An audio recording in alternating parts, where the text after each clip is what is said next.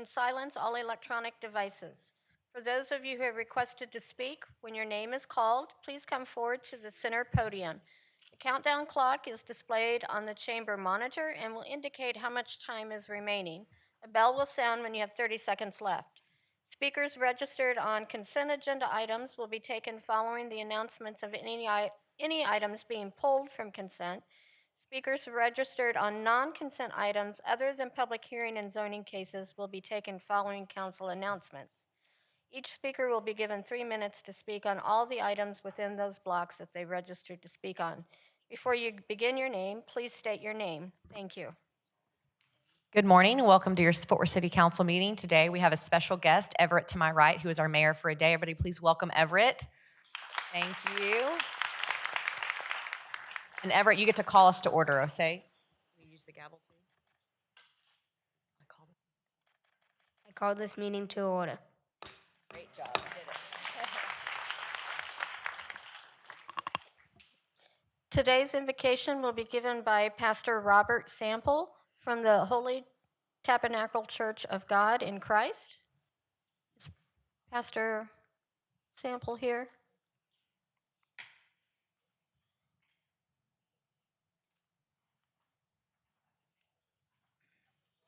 I don't see him.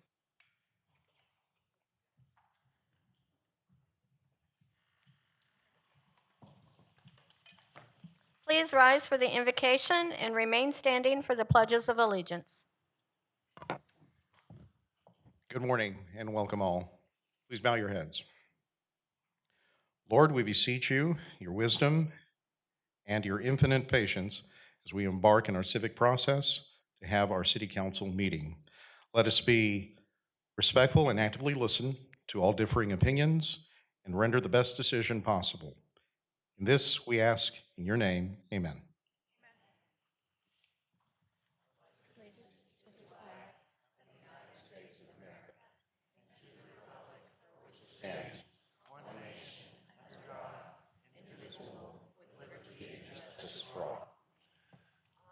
Texas flag. I pledge allegiance to thee, Texas, one state, under God, one indivisible.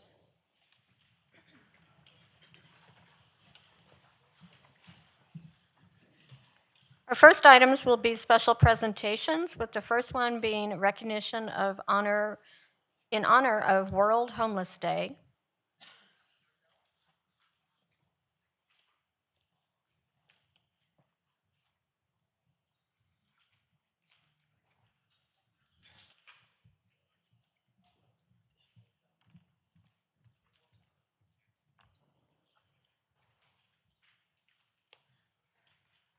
Good morning. World Homelessness Day is held annually on October 10th to raise awareness of homelessness and provide a chance for people to get involved locally. Today, I've invited several members of our community to be honored. And if y'all don't mind coming up and standing with me, I'd appreciate it. I have Tara Perez of the City of Fort Worth Directions Home, the Fort Worth PD Hope Team, the Fort Worth Fire Department Hope Team, DRC Solutions, Uden Gospel Mission, Journey Home, Presbyterian Night Shelter, I think we said Lauren King with Partnership Home, Salvation Army. I don't think I missed anybody. First of all, I wanted to say thank you to everything that y'all do every single day. I think y'all have probably the hardest job in the community. Y'all take care of the most vulnerable in our population, and you do it with such grace and kindness, and show them the respect that they deserve and keep our communities safe. So I'll read the recognition, and then I have one for each of y'all to take. Whereas World Homeless Day, observed annually on October 10th, is a day dedicated to raising awareness and promoting action to address the plight of homelessness around the world, including right here in Fort Worth. And whereas neighborhoods in Fort Worth and Tarrant County are seeing a rise in the scope, visibility, and complexity of homelessness, and whereas, as of the most recent point in time count completed in January 2025, there were 2,289 individuals experiencing homelessness, with 934 of those individuals experiencing unsheltered homelessness within the city limits of Fort Worth. And whereas it is essential to implement comprehensive strategies that include prevention, emergency response, and long-term solutions to end homelessness. And whereas homeless service agencies, especially those that operate emergency shelters and provide direct outreach, are on the front lines of this effort. doing the work where it is most needed and under immense strain with limited resources.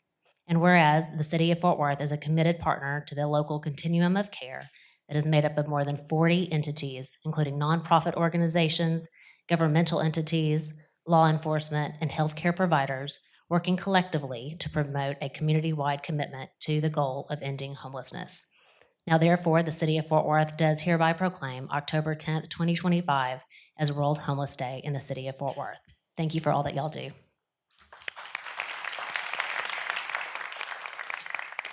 I was going to ask Toby Owen with Presbyterian Night Shelter, will you come up and just kind of give an overview of the work that y'all are doing throughout the city? Good morning, everyone. Thank you, Councilwoman Hill, for this opportunity, and for City Council and the Mayor, for all of y'all for supporting the efforts of everyone involved in addressing homelessness in our city. It is a significant partnership between the providers and the city employees and the elected officials, and definitely our police department and the fire department with the HOPE team. And just thank you all very, very much. We have a lot of conversations around what we all do together, and through the efforts in shelter care, in housing, and employment, we truly are making a difference. And I believe we are a shining light and an example for the United States in a partnership that we all do. And so thank you for that. And we'll continue to work hard together to always make a difference. Thank you. Chief Garcia and Chief Hill, if y'all are here, if y'all are still here or not, if y'all come get a picture with us too, I'd appreciate it.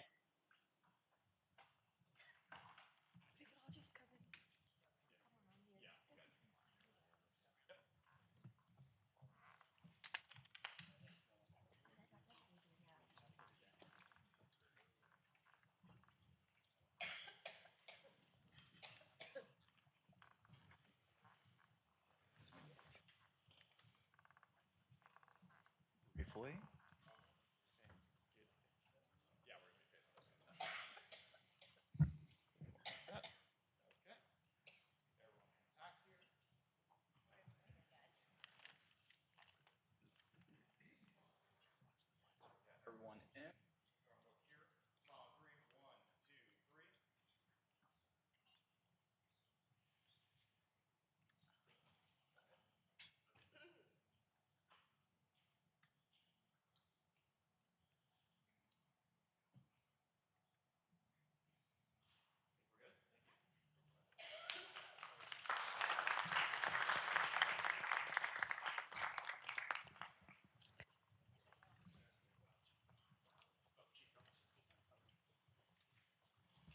Thank you, ladies and gentlemen, for making the time to be here. I believe our next recognition is in honor of Donald Warren, and that's with Councilmember Chris Nettles.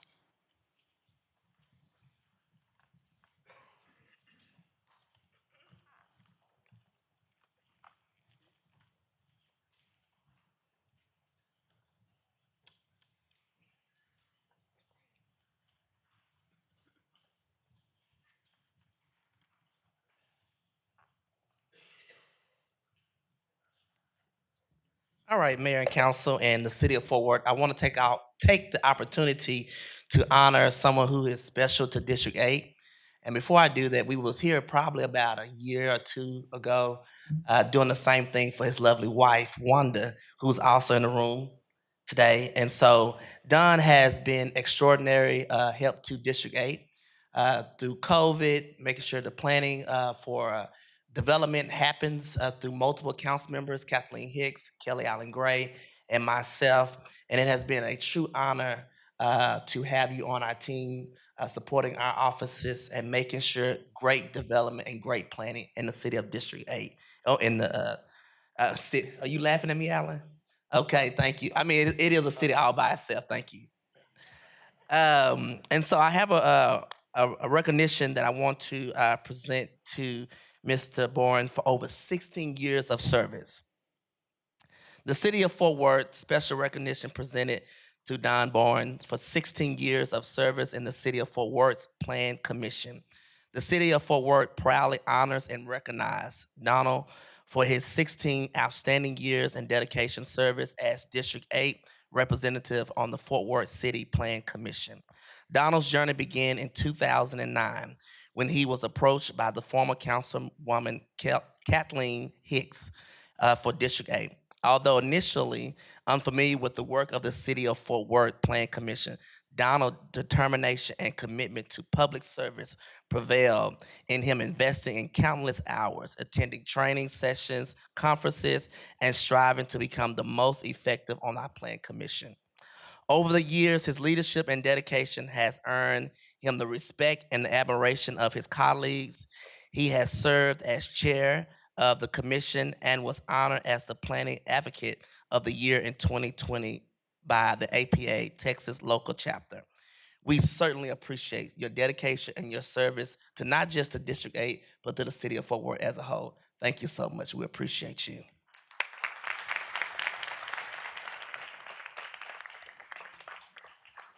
You know, it's been quite an honor, and I have to tell you, everyone, just a quick, when I was first appointed, I replaced one of the appointees at that time, who is now a state representative, Ramon Romero, was the commissioner that I did replace. It's been quite an honor serving District 8, and I can't tell you how much I've appreciated working with you, Chris. You always let me know if there's something that we need to do, and I appreciate it. You've been a real gentleman. Thank you so much, and quite an advocate for everything that we do. The Plan Commission is very important because the state law requires us to be the final authority and act on all plating matters within 14 days of approval. We actually have to meet twice a month. Now, combine that with work sessions, and because the chair is also appointed by our city manager, the chair of the Plan Commission on the Development Advisory Committee, that's quite a time commitment to serve the city. I might also add that today, or when we honored National Homeless Day, for 3 years I was chair of the city's Homeless Commission before I was on Plan Commission. So service is kind of in my blood, and I have a very good reason for that, because my wife, Wanda, before she served on zoning, was Plan Commission chair for 9 years in the 1990s.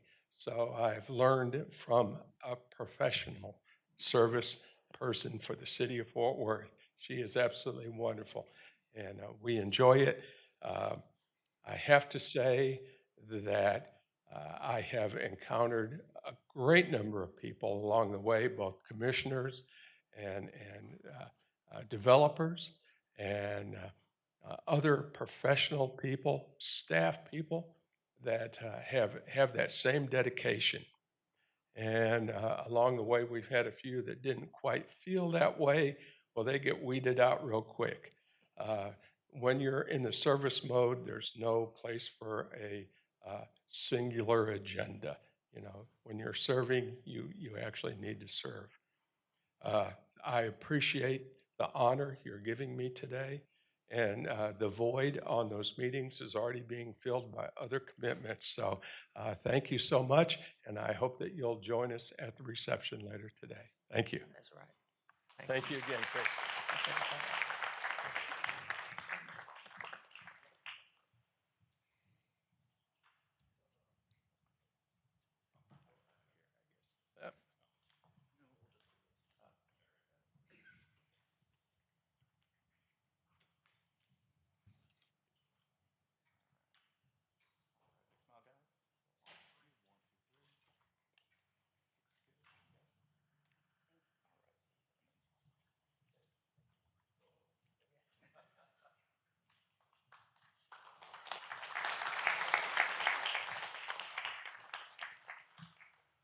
Thank you, Don and Wanda. We appreciate all of your service to the city of Fort Worth.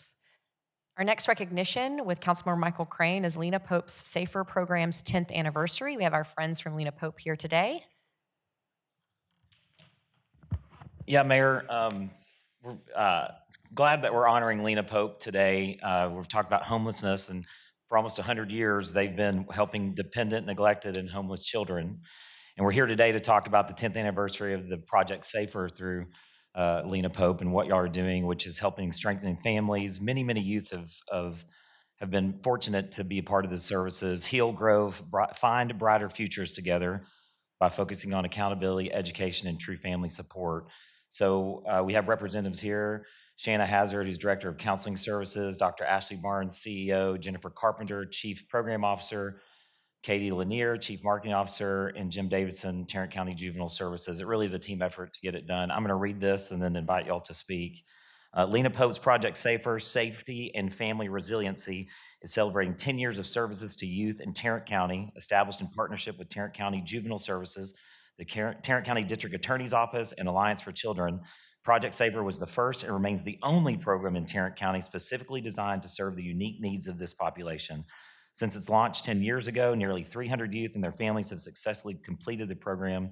Project Safer uses a family-centered, evidence-based model that emphasizes accountability, education, and long-term healing through comprehensive assessments, individual treatment plans, education, and support for both their family, parents, and families and guardians. Project Safer has helped strengthen families and promote safer communities through early intervention, collaborative partnerships, and compassionate care. So let's give a round of applause for the 10th anniversary for the Project Safer. Who wants to speak? Yeah, come over. Do it that way? Yeah, do it that way. Thank you, Councilman Crane and Fort Worth City Council and Mayor Parker. We really appreciate this recognition. Lena Pope is really proud of the work that we've done with this population over the last 10 years. We've touched the lives of over 600 families altogether and have a very low 3% recidivism rate we're proud of. And we're also honored to work in partnership with Tarrant County Juvenile Services to positively affect the lives of so many families and children in Tarrant County. Let's take a photo. I'll invite anybody else that wants to come down and be a part of the photo. You come down.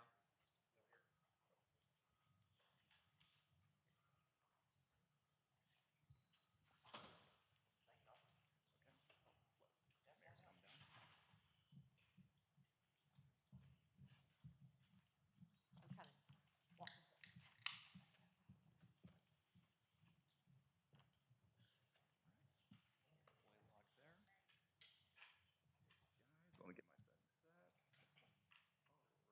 smile on 3. 1, 2, 3. Got it. Thanks.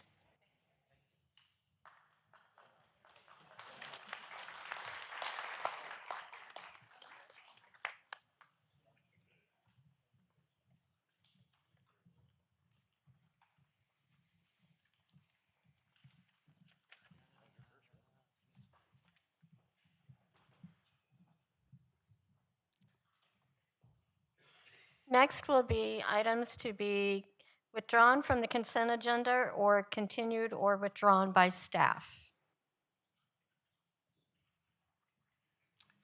We have one item to be withdrawn because we're asking the council to vote on a revised MNC. That's MNC 25-0866, and it'll be replaced by revised 25-0866. Mayor, I believe we have one speaker on the consent agenda. Adrian Smith. Is Adrian here? That's the conclusion of our consent agenda speakers council. I can entertain a motion on the consent agenda. Got a motion and a second. Any other discussion? Please vote.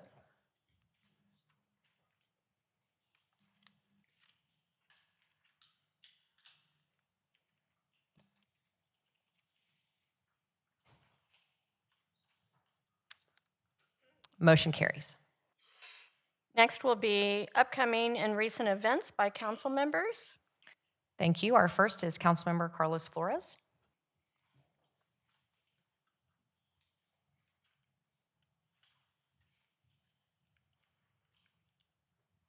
Can you get the mic? There we go. Thanks, Mayor. All right, have one slide, please. Get that up, please. All right, at the top, joined Deputy Chief Horton with the Fort Worth Fire Department, also Aubrey Sanko, R911 Communications Administrator, Sean Curtis, he's a fire deputy with the EMS office, and Sonny Saxon, Director of Emergency Communications and Management at the Fort Worth Alliance meeting recently. And we discussed the EMS system, the transition, financial impact, offsetting revenues, and the outlook for the program, and received a lot of positive feedback, a lot of great questions. Right below that, Big Brothers and Big Sisters of Tarrant County came into the River Ranch and the Stockyards with a big wing challenge.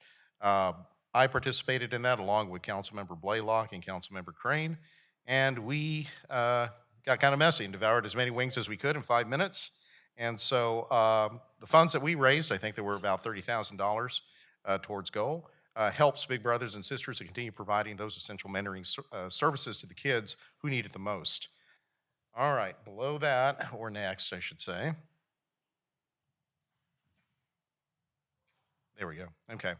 Attended the Red Mass at St. Mary of the Assumption Church, and this is a long-standing tradition, seeking God's guidance for the legal world as far, and also including elected officials. So grateful to Bishop Olson, clergy, attorneys, judges, and officials, all in prayer, who serve in law and public life. And thanks to the Thomas More Society of Fort Worth for that. Below that, the 15th annual Dreaming the Cure event brought out friends, family, and community to raise money for Cook Children's Hospital so that they can fund pediatric brain tumor research. I'm proud to be a continuing sponsor for that worthy event. And lastly, I have one announcement. If you can advance to the next slide. We have a meet and greet tonight, this evening, for Fort Worth Police Chief Eddie Garcia at Artist de la Rosa there at the Rose Marine Theater at 1440 North Main Street. This is a come and go event from 6 to 8. We'll have hors d'oeuvres, Latin arts, and fellowship, and a great opportunity to have a one-on-one with the chief. So everyone feel welcome to come on in and say hi to the chief. That's all I have. Thank you, Councilmember Flores. Next up is Councilmember Crane. There it is. Can you hear me? Awesome. I got one slide up there. Just want to invite everybody next Thursday to the Brick and Mortar Forum. That's being a partnership with the City of Fort Worth, Hispanic Chamber, and Fort Worth Black Chamber of Commerce. This is a program with Flock Safety and Homegrown, a partnership with them to invest in small businesses. So if you're interested and want to know more, the email's up there to email us about it. It's at Chadra Meza. They do a great job, a great small business here in Fort Worth, and they're looking to, the Thriving Cities Fund is looking to invest in small businesses here. They were wanting to go to Dallas, but I convinced them to come to Fort Worth first, so we're going to do this little forum here. The other thing I did want to shout out to Cooper Morse, who is ending his internship today in the District 3 office. Thanks for your service. He's going to graduate in May from UNT, right? Texas Wesleyan. Sorry I did that to you. From Texas Wesleyan in the dual credit program. They went through high school and college, so pretty proud of that. And thanks for your service to the city of Fort Worth. Appreciate it. Thanks, Michael. Next up, Councilmember Larsdorf. Thank you, Mayor. Just a couple quick announcements. The first one is a reminder that tonight registration for a National Night Out ends. So any neighborhoods that are interested can still, you still have a little bit of time left to register your neighborhood. All right, next slide. Lastly, save the date again for October 23rd at 6 p.m. For our District 4 Town Hall. The location we were going to have it, we found out today the school, the air conditioner does not work in the cafeteria, so we will be finding a new venue for that. So be on the lookout for the new location for the District 4 Town Hall. And that's all I have, Mayor. Thank you. Thank you. Councilmember Peoples. Well, as I got ready to start today, I realized as I was thinking of what I wanted to say, this is really turning into a presentation of gratitude. So if we can have the first slide, I want to say in this time of so much division and rancor, it is amazing to still have young Fort Worthians who believe and who want to bridge the gap. And so I wanted to give a shout out to a young man, Shiloh Taylor, who has put together an amazing podcast, When Eagles Talk. It is meant to reach out to young Fort Worthians and those around the country to discuss issues where we can come together. So I'm grateful for that. But I'm also grateful, next slide, that we have businesses and nonprofits who want to locate to District 5. And so we did 2 ribbon cuttings, one at a new restaurant in Chef's Corner. It is a sit-down restaurant with a full bar. So for all of you East Side residents who keep telling me that's what you want, we have one. It was a great thing. And then Sunday, I also had an opportunity to cut the ribbon for an amazing church that has moved into our community. And then finally, if we can go to the next slide, I want to thank, we have businesses. Franklin Moss Jr. opened the Franklin and Anthony Haberdashery. It's an amazing store, and you have to go see it. It's a little too rich for my blood right now, Franklin, but that's okay. It is there. And then I want to do a shout out. Next slide, please. It's gratitude to my fellow council members. People don't understand that this is a 7-day-a-week job, and most of our work starts on the weekends.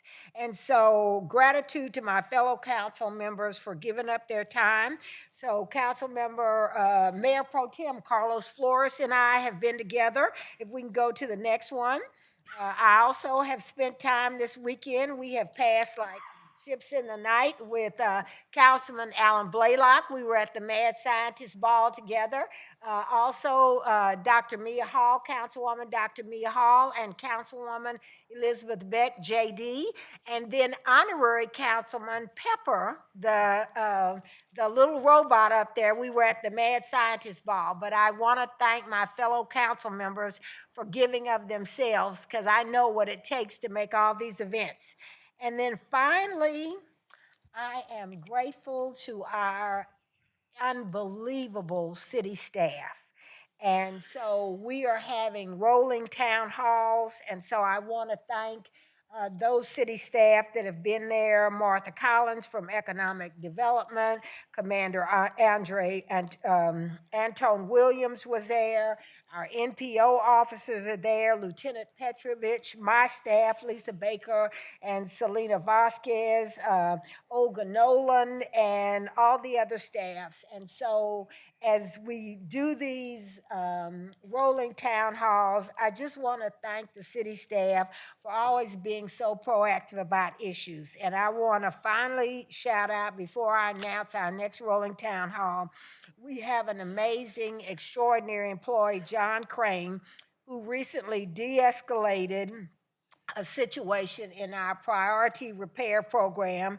It could have ended differently, but what that team did was they dealt with a very frustrated homeowner. They turned him into a fan, and we're getting the job done. So I am grateful for all of that. And finally, I'm grateful that we are going to be taking our rolling town hall.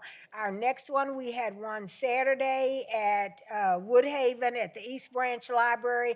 Our next rolling town hall will be at the MLK Community Center on Saturday, October the 4th from 11 to 1. And if for those of you who have not noticed, District 5 is massive and with many communities. And so that's why we're doing these rolling town halls, so that we can connect with communities of interest all over the district. And I'm through, Mayor. Thank you, Councilmember Peoples. Lots to celebrate. Councilmember Nettles, I believe you had a few announcements you wanted to mention. Thank you. On October the 1st, we will have a Fort Worth area job fair transit connection event from 10 a.m. to 2 p.m. at Texas Wesleyan, supported by Trinity Metro and Workforce Solutions. And then our next announcement, our District 8 State Town Hall address will be October the 6th, which is on a Monday from 6 to 7:30. We'll have all the departments heads there. We'll have nonprofits such as CHAMPS that deal with mental health and others. So we want you to come out, and we'll have our new chief police there addressing the crowd. So please come out and hear everything about potholes, streets, bonds, and things that happen in District 8. Those are my two announcements. Thank you. Thank you. Councilmember Beck. All right, good morning. All right, first slide. Yesterday, if you notice I'm a little sunburned today, it's because I had the amazing opportunity to take a tour behind the scenes of our nature center. If you don't know, it's one of the largest municipal nature reserves in the nation. It sits in District 7, and we have our very own bison herd. They get a little rowdy. If you look at closely at the photo on the right, and you see that red spot, that is from some not so friendly playfulness of our bison herd. They let me hold what they call shop dog, and that is the alligator. It's a baby alligator that they use for educational purposes only.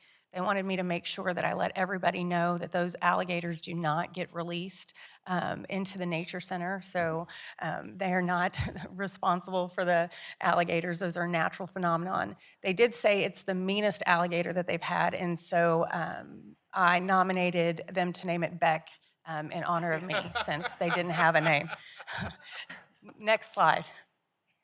All right, we have a lot going on, are coming up in District 9. October 11th is a big day. It is Arts Goggle in the near South Side. If you have not attended, I would highly recommend you do so.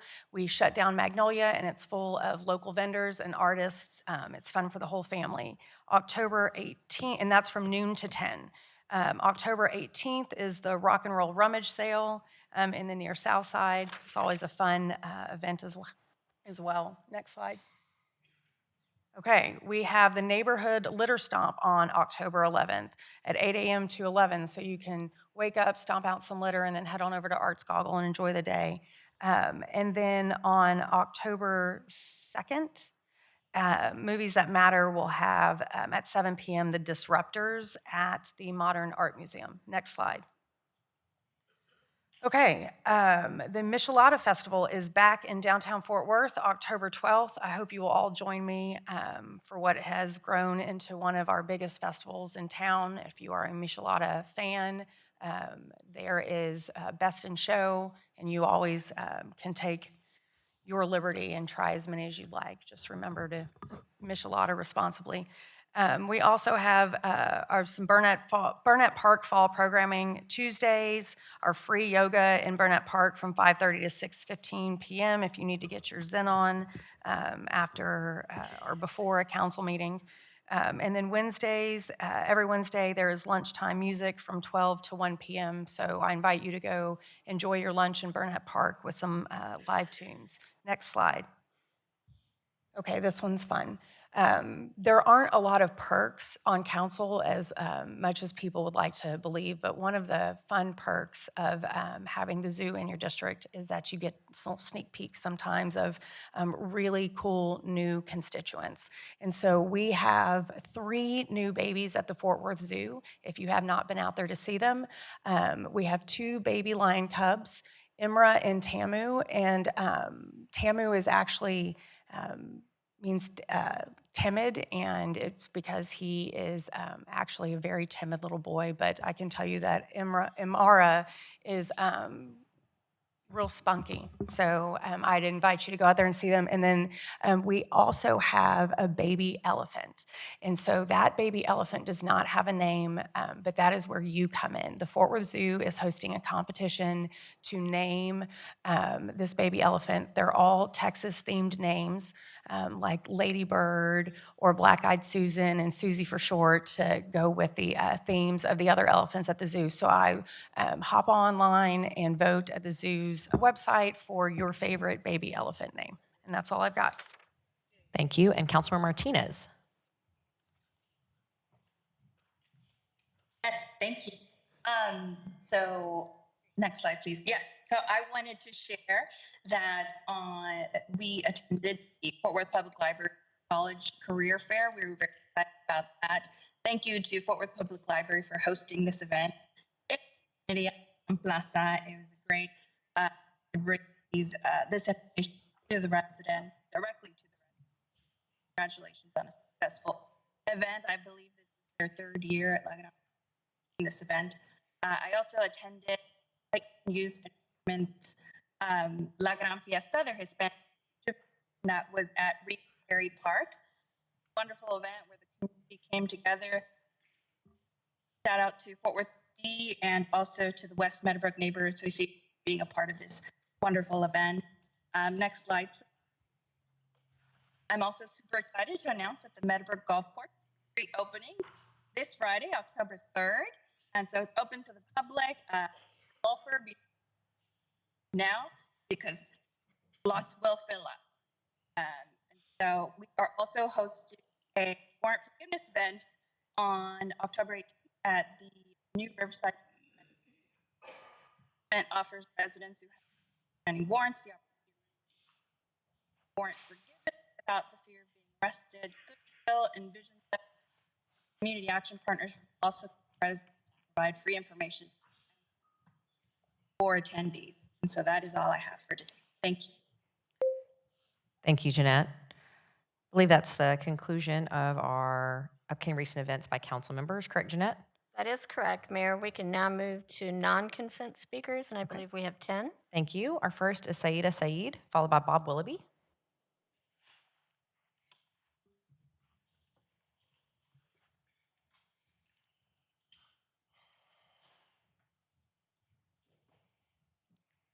Good morning, Mayor and Council. I am Sayeda Sayed, and I am one of the candidates for Tenant Appraisal District Board of Directors. Uh, I'm the only candidate with the experience, complete knowledge of duties and function of Appraisal Review Board, the ARB. ARB is a vital link to the journey property owners experience when they're discussing their protest with the appraisal district. Currently, as of July of 2024, the TAD Board of Directors appoints the member of ARB for 2 years. I will bring the clarity and understanding of the ARB processes to the TAD Board, helping to enhance the governance of our appraisal district. No currently serving TAD Board of Director or the potential candidate has that kind of experience. Since January of 2025, I have attended all the TAD's closed door entity meeting. I attended these meetings on behalf of those entities who cast votes for my candidacy in the prior election. They include Colleyville, Crowley, Benbrook, Haltom City, Richland Hills, Grapevine, Haslett, Azle, White Settlement, Grand Prairie, Fort Worth ISD, Arlington ISD, and Everman ISD. Going forward, my plan is to implement the recent changes by the 89th legislative session within the Texas Property Tax Code, focusing on uniform and equal appraisals, uniform and equal treatment to all taxing entities and the taxpayer. The accuracy and integrity of the tax roll will be my first priority. I'm asking for your nomination. Please join hands with me together to enhance the governance of our appraisal district. Your support is highly appreciated. Thank you. Our next speaker is Bob Willoughby.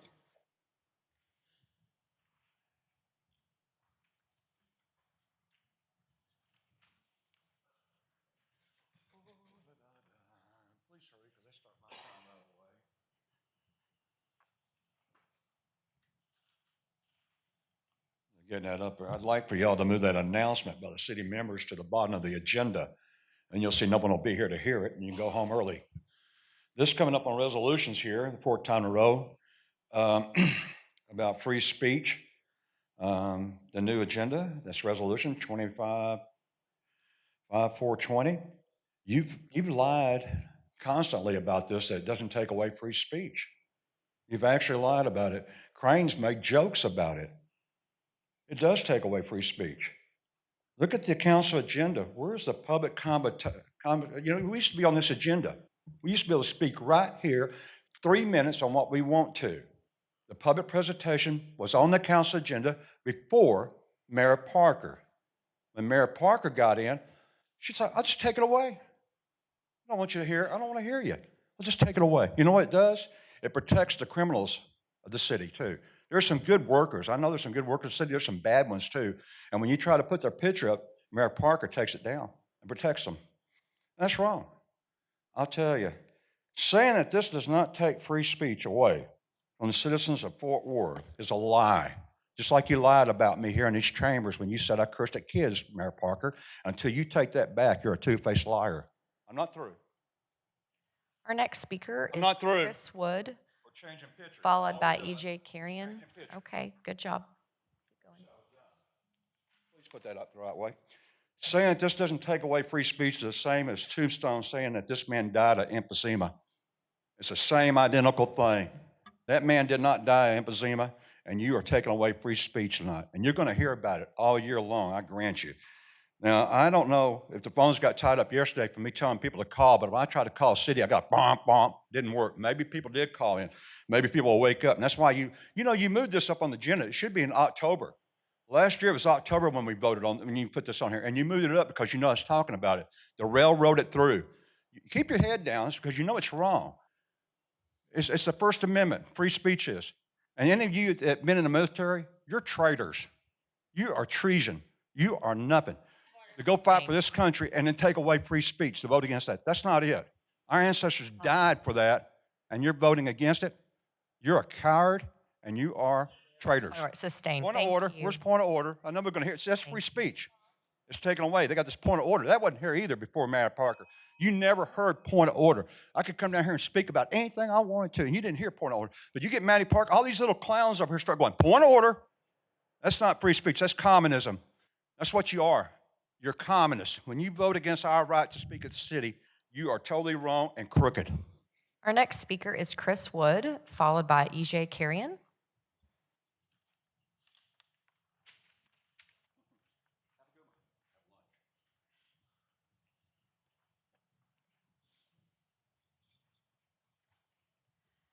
I'm Chris Wood from District 6.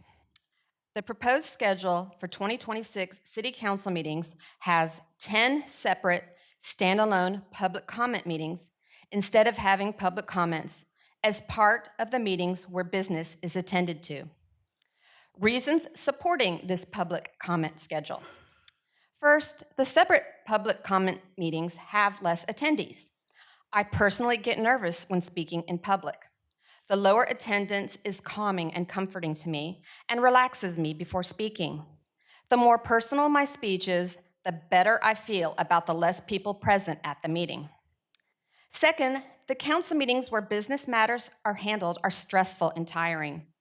Consequently, attendees, they may be tired or distracted from dealing with these business matters, and they may pay less attention to the speakers. The reasons against this public comment schedule. First, because attendance at comment meetings is lower, proper attention may not be given to issues raised. Second, comment meetings are more easily put on the chopping block.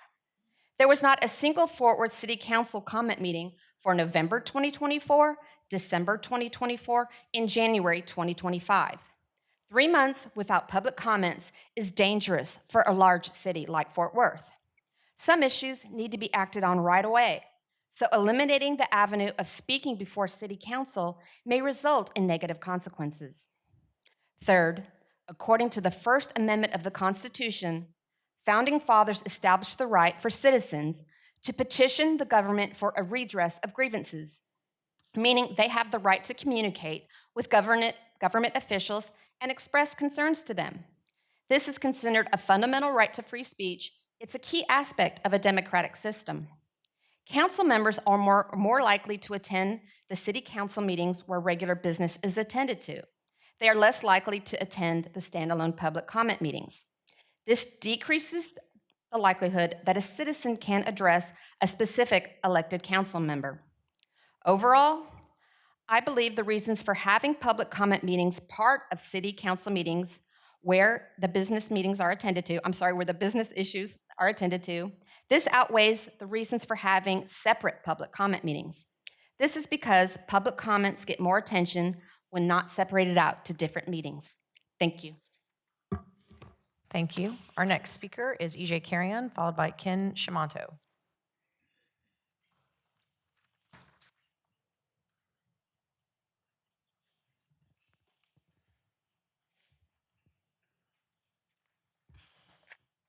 I don't agree with Bob Willoughby on much, but I believe we're living in a time where free speech is under assault.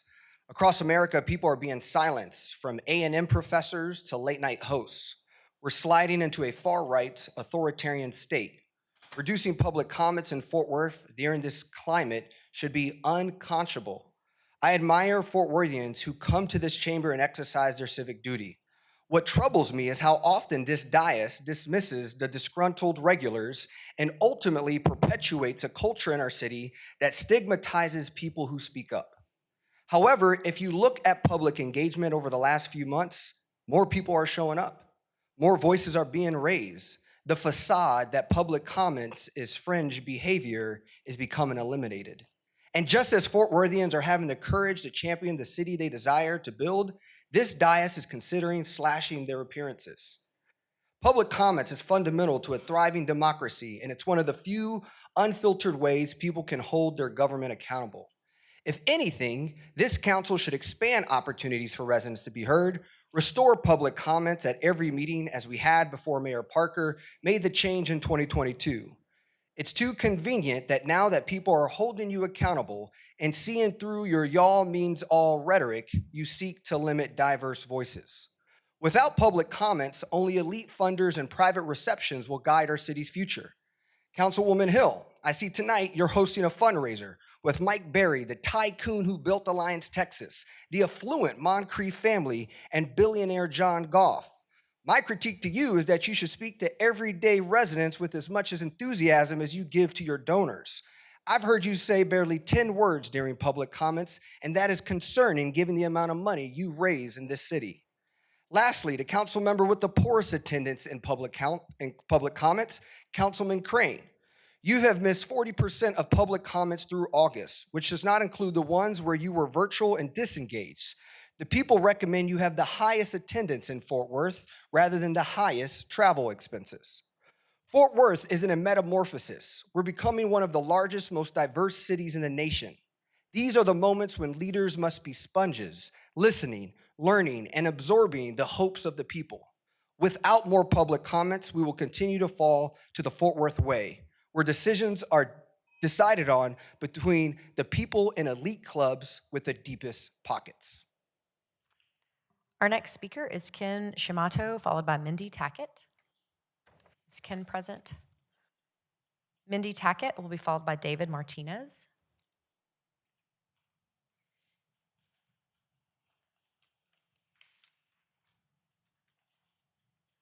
Morning. Government exists because it represents people. You all should be here to listen to and reflect the voices of the people in this city. And if you're not doing that, then there's really no reason for any of you to be here. Public comment is not an inconvenience, y'all. It is the foundation of representative government. And yet the path that you all are considering today would result in fewer general public comment sessions than even Tim O'Hare and the Tarrant County Commissioners Court now provide. Fewer than Tim O'Hare. That should be concerning and give pause to all of us.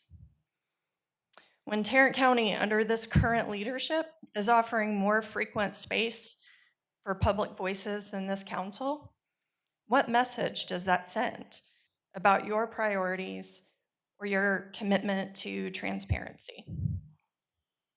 Public comment is where accountability happens. It's where citizens can bring forward concerns that may not fit neatly into an agenda item, but still matter deeply to their neighborhoods, their families, and their livelihoods. So today, I urge you to expand, not shrink, opportunities for public comment. Our next speaker is David Martinez, followed by Patrice Jones.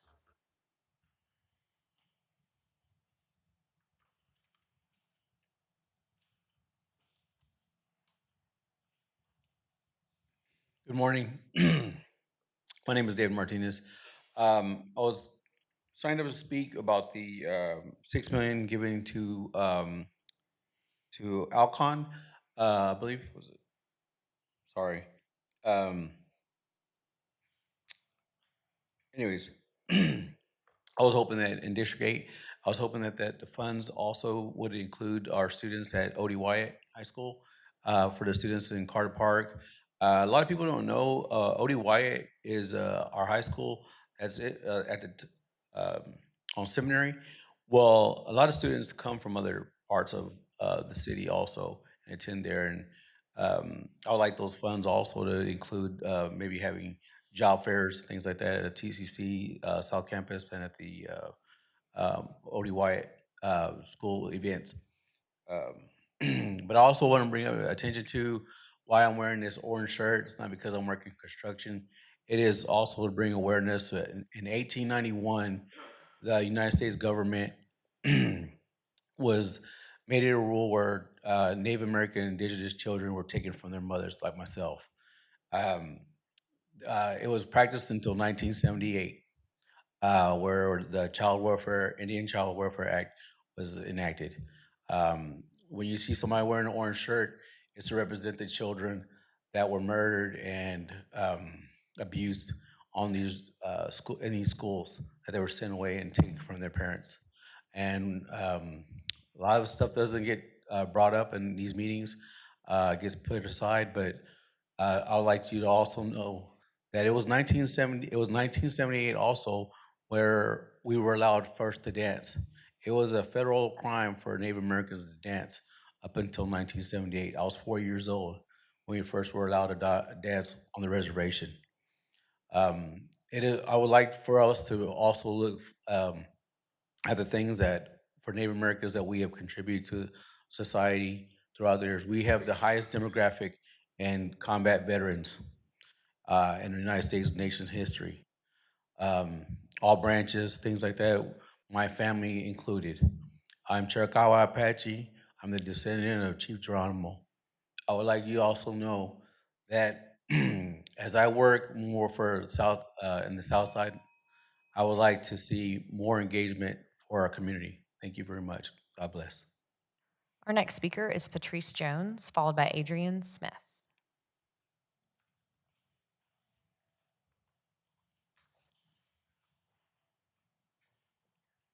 Good morning. I know y'all missed me. So I am back, and I'm here this morning to say loud and clear that you cannot silence the people of Fort Worth. Public comment is not a privilege or a favor that you grant us. It is a right guaranteed to every resident of this city. It is the one space where everyday people can stand before their government and speak truth to power. To cut that time, to shorten our voices, is nothing less than an attack on democracy. It's not lost on us that since you've been elected, Maddie, you've reduced public comments year after year. We all remember when a public comment that spoke the truth about your family's KKK ties caused you to turn red and leave the chamber. As the leader of this city, you need tougher skin. This city belongs to the people, not to a handful of officials who find our concerns inconvenient. Reducing public comment sends a dangerous message that you would rather govern in comfort than listen in accountability. Leadership is not always comfortable. Leadership means listening even when it's hard, even when it challenges you and your beliefs. Reducing public comment tells us that our time, our voices, our lived experiences are too much. Absolutely not. We demand more transparency, not less. We demand more access, not restrictions. If you truly believe in serving the people, then stand with the people and vote no on this resolution. The people of Fort Worth will not be silenced. We will not be ignored. As always, we will remember who stood for democracy and who stood against it. And not something I wrote down. If you guys make it harder for us to talk to y'all in spaces like this, then we're just gonna have to come to spaces where you are and make it uncomfortable. So you may as well give us the opportunity to do what you were elected to do and hear us here so we don't pop up at your church or nowhere where you're at and make you uncomfortable in your comfortable spaces. Patrice, I still have your casket. Adrian Smith is our next speaker, followed by Alexander Montalvo. Adrian Smith, followed by Alexander Montalvo. Alexander Montalvo.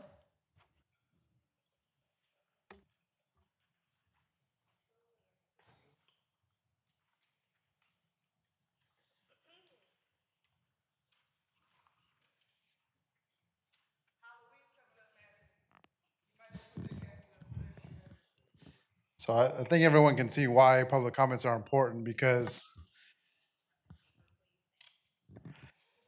there's a lot of sensitivity when community comes to speak to all of you. And what is being said is really important, that we're seeing the erosion of our democratic principles happen right before our eyes. We see a county commissioner's court that is reducing election sites after they passed a racial gerrymandering and redistricting process. We see them also reducing meetings for commissioner's court to once a month. We're seeing this city council get very sensitive and reactionary to the public coming to speak their perspectives and to give their voice to their concerns. And then we see a lot of the city council member not even show up to meetings that they're supposed to hear the public. I think it was mentioned, my council member Crane has missed almost half of the public comment sessions this year, going through August. Maddie, you've missed, I think, at least 3. There's always issues of, is there going to be quorum to where we have to reduce minutes from 3 to 1 that happened 1 month?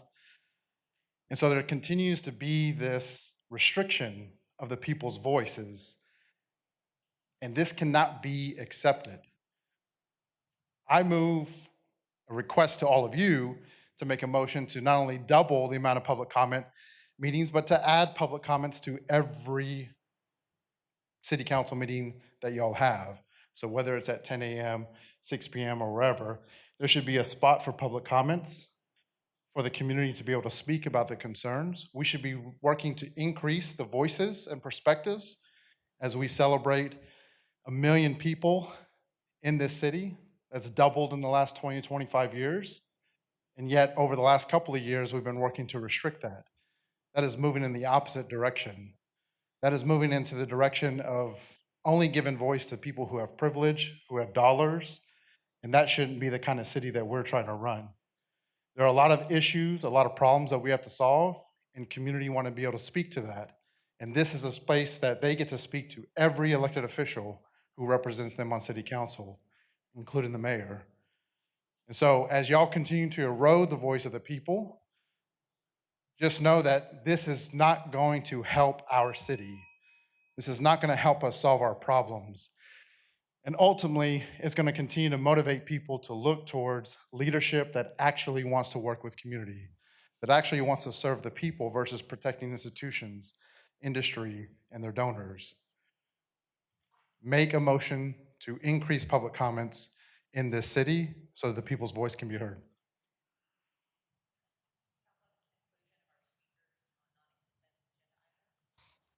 I think at this point we're moving to 255461, which is a board appointment for District 3.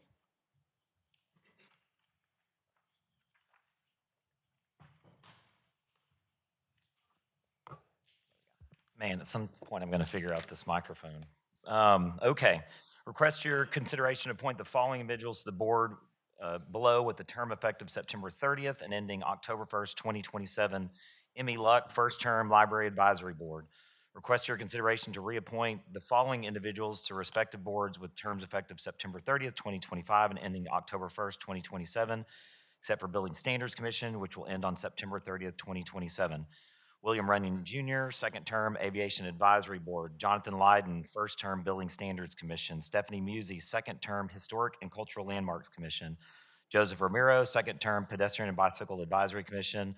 Tom Carr, second term Urban Design Commission. The respective applications and resumes are available on request. The original copies will be maintained in the City Secretary's office. Okay, entertain a motion on board appointments for District 3. Got a motion and a second, council, please vote.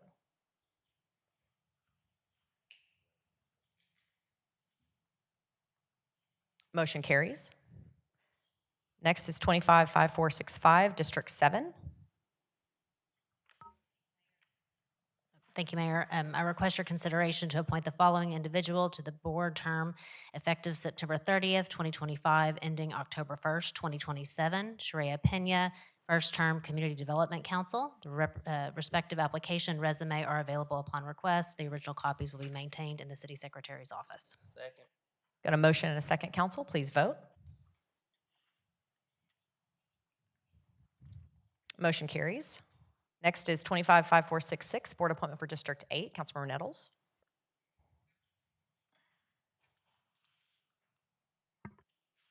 Council, I request your consideration to appoint the following individuals to board listed below with the partial term effective September 30th, 2025 and ending October 1st, 2026.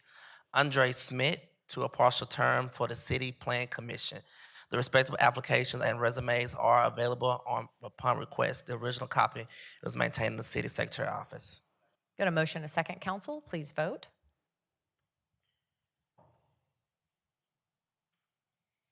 Motion carries.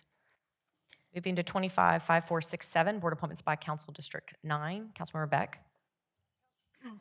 Council, I request your consideration to appoint the following individual to the Urban Design Commission with a term from September 30th ending October 1st, 2027. Mr. Stephen Holliday to his first term. A motion, a second, council. Please vote.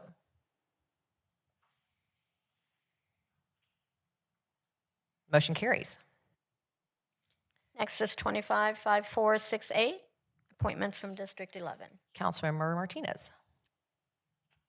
Yes, thank you, Mayor and Council. I request your consideration to appoint the following individuals to the boards below with terms effective September 30th, 2025 and ending October 1st, 2027. Juan Manuel Acosta to his first term of Community Development Council. Naomi Dillard, first term, Pedestrian, Bicycle, and Advisory Commission. I additionally request your consideration to reappoint the following individuals to the boards below with terms effective as described. Leslie Shields, second term, effective September 30th, 2025 to October 1st, 2027, Library Advisory Board. Mia Moss to her second term effective September 30th, 2025 to October 1st, 2027, Urban Design Commission. Rick Herring, second term effective September 30th, 2025 to October 1st, 2027. Essentially, all these are the same terms, so I'm not going to repeat that. Historic and Cultural Landmarks Commission. Stephanie Thompson, first term, first term effective September 30th, 2025 to September 30th, 2027. Building Standards Commission, Andres Acuña, second term, same September 30th to October 1st. Aviation Advisory Board, Greg Hughes, second term, same effective September 30th to October 1st, 2027. Park and Recreation Advisory Board. The respective applications and resumes are available on request. The original copies will be maintained in the City Secretary's office. A motion, a second, council. Please vote.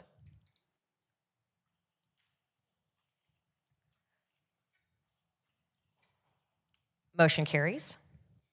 Next will be Resolution 25-5420. Thank you, Jeanette.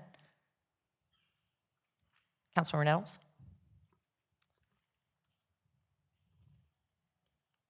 Yes, this is the calendar resolution. Yes, sir. Okay, I have a couple questions for city staff, and I want to make a motion. Jay, do you want to cover those, or you can ask someone else to come down? I can cover them. Okay, it's just a question I asked at the last work session. I don't have my notes in front of me, and I also want to give the opportunity for those who are here that wasn't at work session. The number of public comment meetings, I believe, is slated to be 10 this year for the upcoming year, but last year it was 15. Is that correct? I believe that's correct. Um, And two were, I think, ended early because of loss of quorum. can't find my thing. Correct. In 2025, for this year, we had 15 scheduled. One was canceled for a special called meeting, and 2, we limited the time because of quorum issues.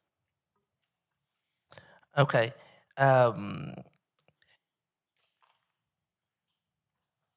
And last year, well, this current year, we have 2 meetings, which is on the 1st and the 3rd of each month. And the proposed calendar only allows public comment on 1 Tuesday a month. That's a recommendation, yes. Okay. All right. Thank you for those questions. My thoughts on public comment, and I want to make a motion. And I think that we all know how I feel about public comment and opportunity for individuals to come to this body, this council body who represent the people. And I believe that we have come to this dais on numerous occasions, and our votes or our desires have been changed by hearing comments, the voices of those who live in our neighborhoods. And so when we essentially limit the opportunity for individuals to come on an opportunity where they can talk about something other than what's on the agenda. Because let's be clear, you have the opportunity to come to talk about any agenda item. And you saw that today. People are here to talk about the business that we're going to be voting on today. That's one thing. But we have other individuals who want to come and give us their thought and their feeding pattern on what's happening in their streets, in their cities, that's not on the agenda item. And I think those are vitally important for this council. Since I've been elected, I hold an annual town hall address to our constituents, and some other council members do as well. But it's important that when we're here, you can have the opportunity. This is your city hall to come. And so I can't support limiting the opportunity for people to come to speak publicly. I remember standing on the opposite side of this dais in 2019 and 2020 before I was elected, and we had opportunity to come every week. Now, it's not lost on me that we have a couple of bad apples within the city of Fort Worth who come and use this platform to be negative towards this council, this body, that have said horrific things to people, family members.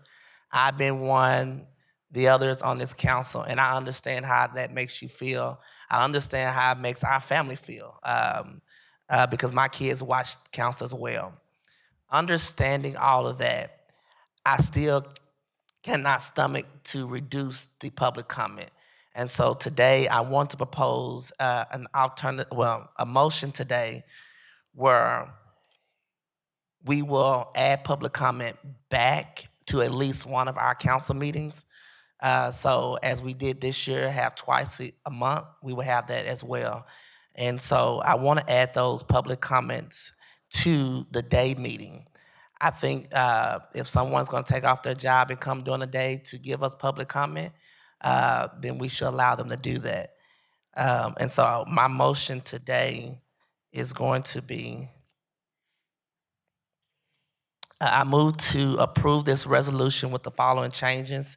In section 1, to change the start time for the afternoon work session from 1 p.m. to 2 p.m.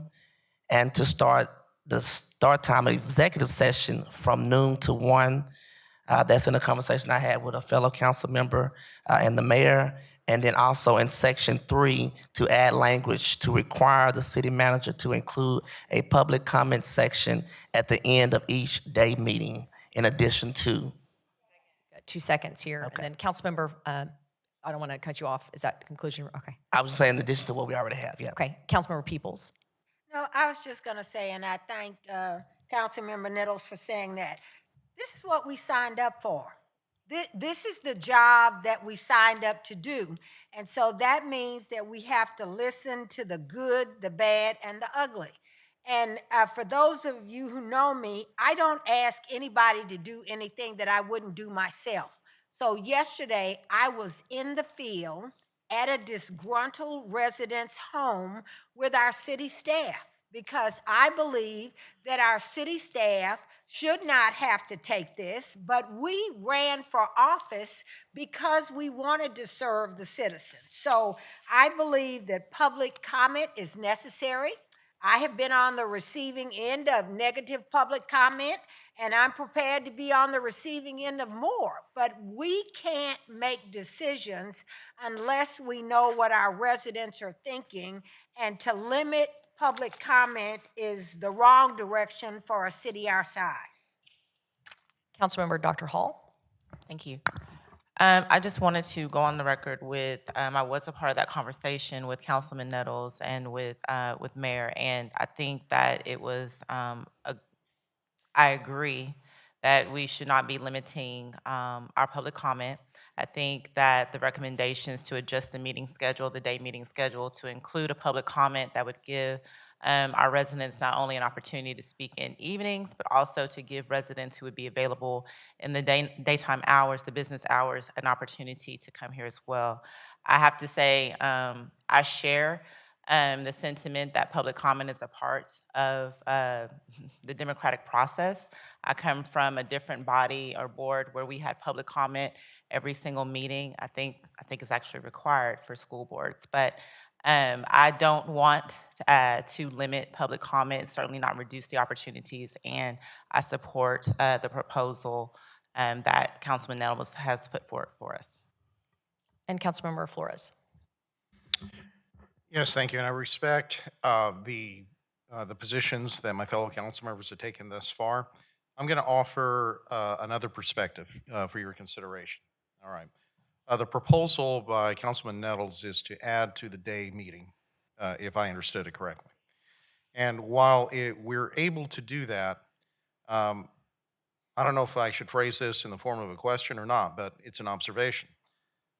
We do committee meetings right after our day meetings. As soon as we adjourn, that's the next set of items that we have to do. We have to perform the city business at hand.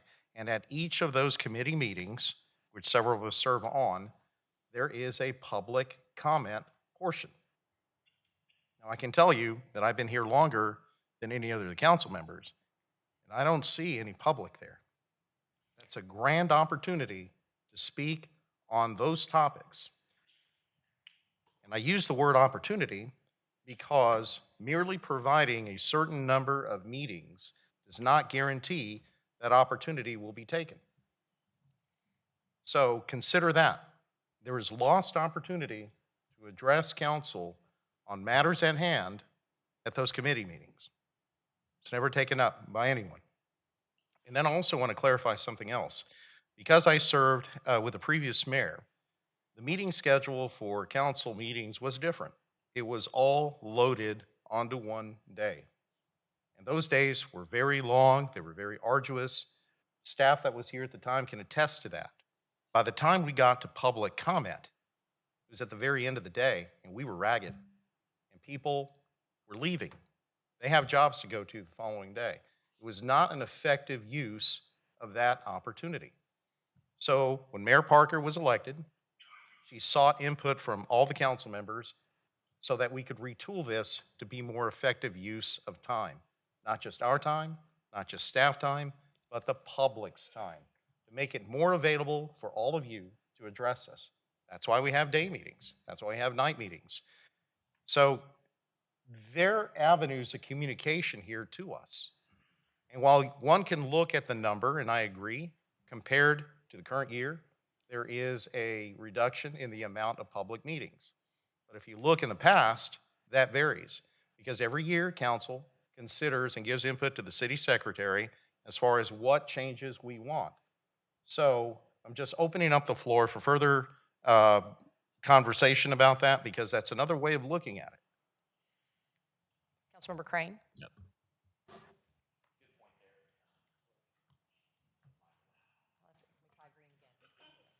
Hello? Yep.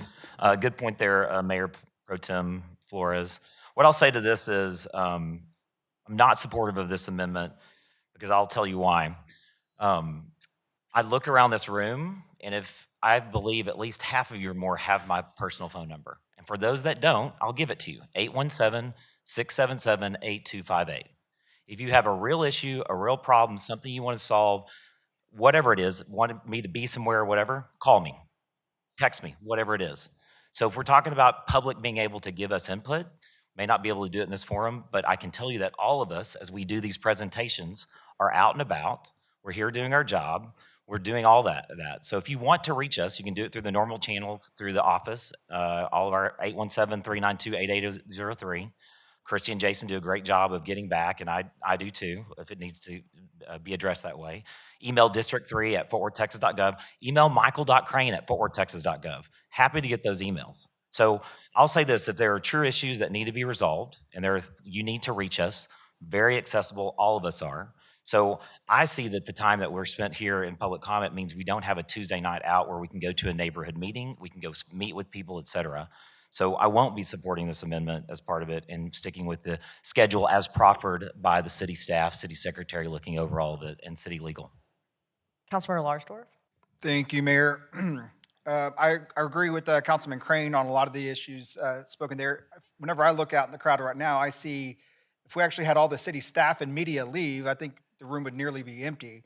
I would completely agree with Councilman Nettles if the issue were every public comment. We had so many people lined up to speak that we just didn't really have time to get through everyone.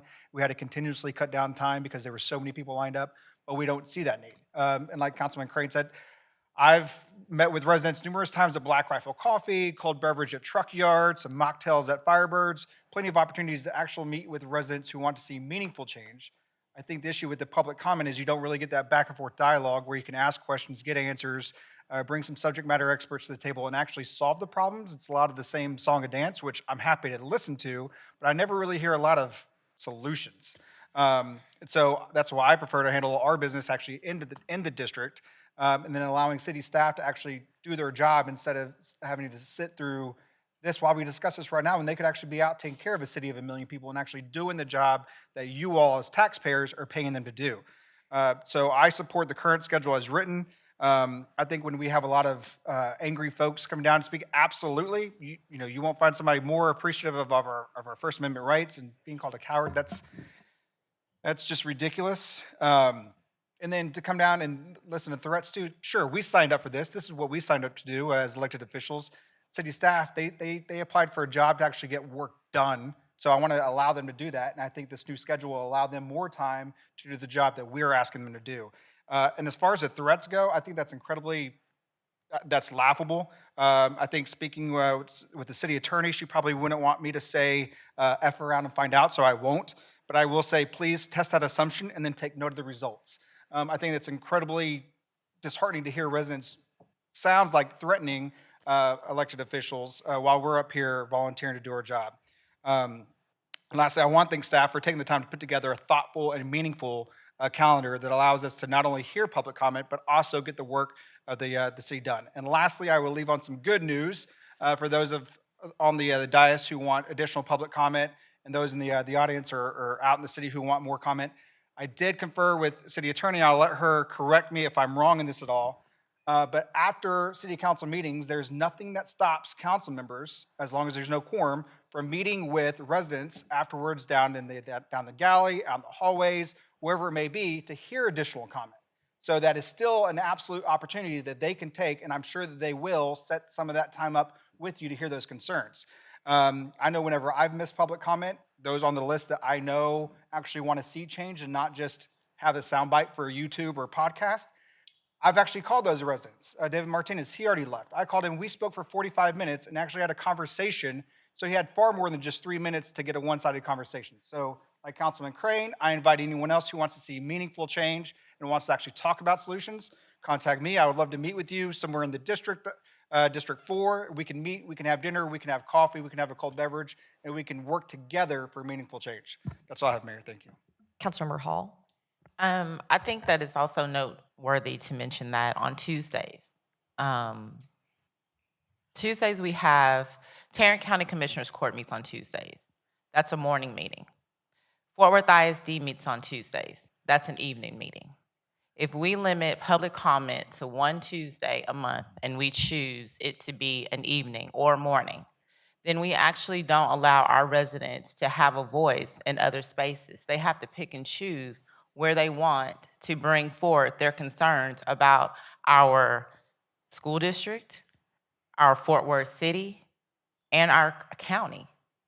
And it just doesn't, I don't understand the reason for moving from 2 to 1. There's no reason to move from 2 to 1. We're all here. It's what we signed up to do. And I don't know where the conversation about discomfort has come from. And I don't know if that's actually a point at all about consideration, but I definitely believe that we need to give people the options and the availability and the flexibility to bring forth their concerns. And while they can call you on your phone or send you text messages or talk to us down in the galley, it's often that I don't know the citizens or residents' positions, their concerns, or even where they support unless I'm here hearing it for my colleagues' districts. I would not get that information. I would not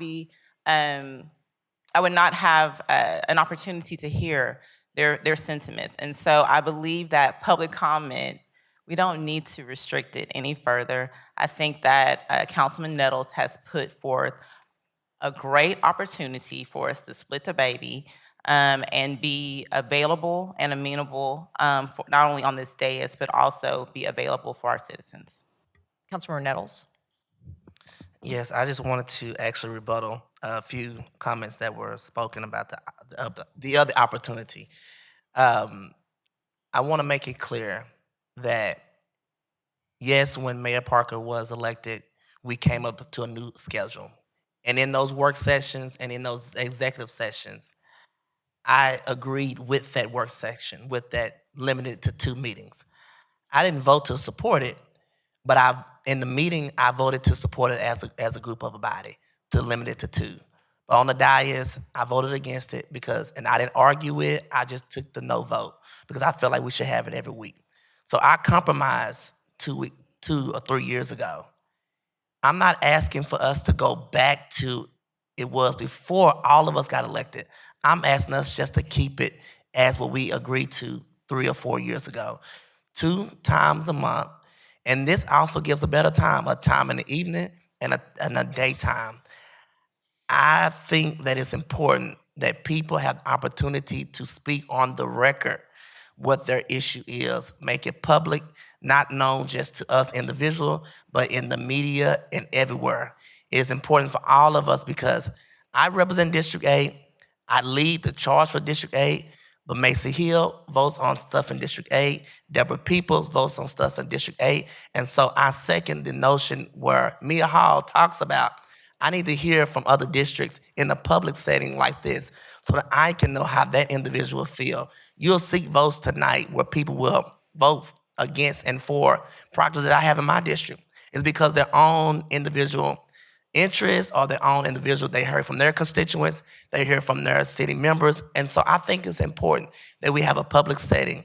And I'm not asking us to go back to the century. I'm asking us to continue what we have decided to do 4 years ago. Allow people to speak twice a month, 1 time in a day, and now 1 time in the evening.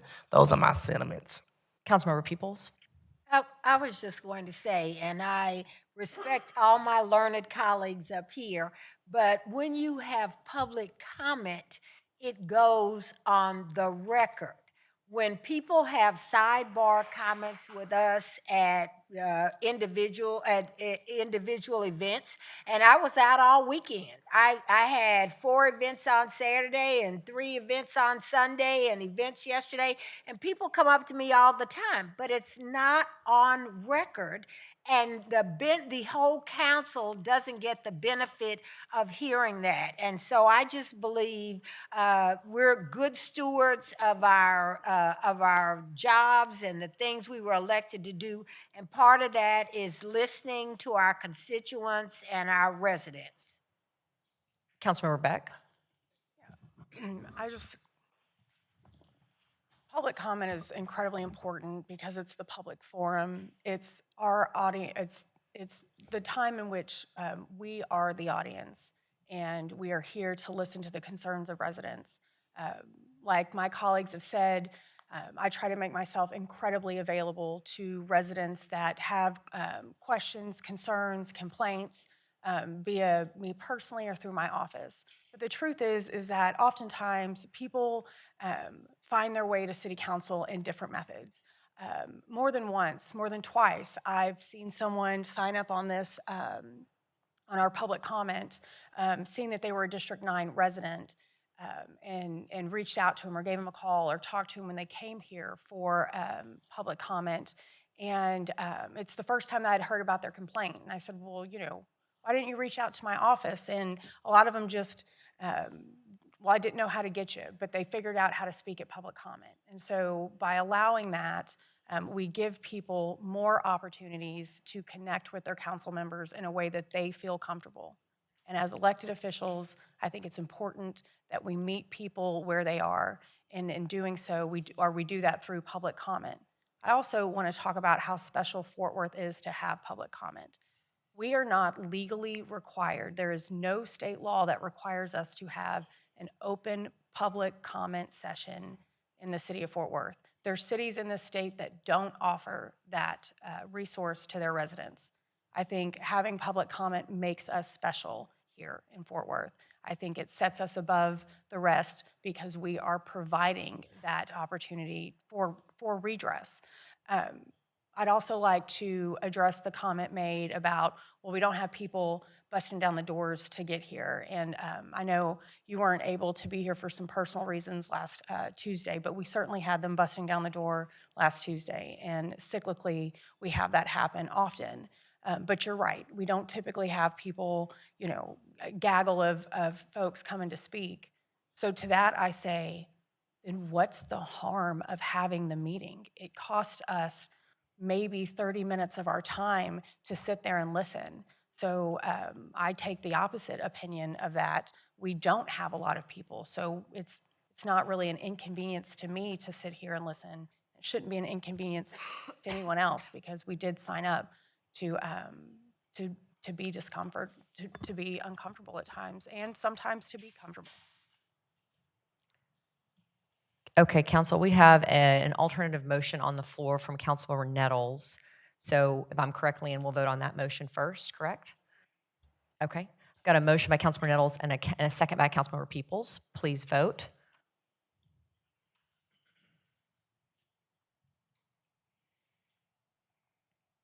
Someone's missing. Carlos, try again.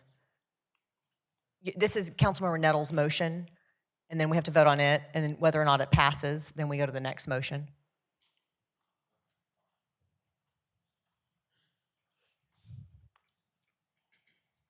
Motion fails. So we now need a motion back on the original resolution, which is 25-5420. Got a motion and a second, council, please vote.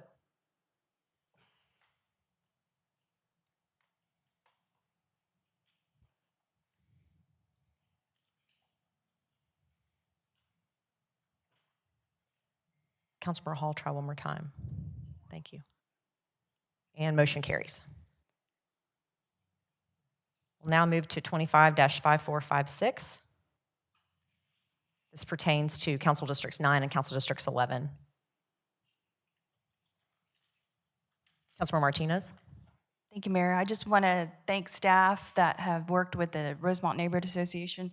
I know the largest portion of Rosemont is in District 11, and I thank Councilwoman Beck for also working and her staff for putting this large project together to rezone the area of that neighborhood. And so I just, again, thank you to all the staff and everybody who had a hand in this, and I move to approve. Got a motion and a second, council. Any other discussion? Please vote.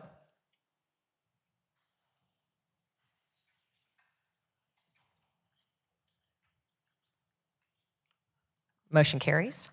Next is 25-5457. Entertain a motion. Thank you. Motion and a second. Please vote.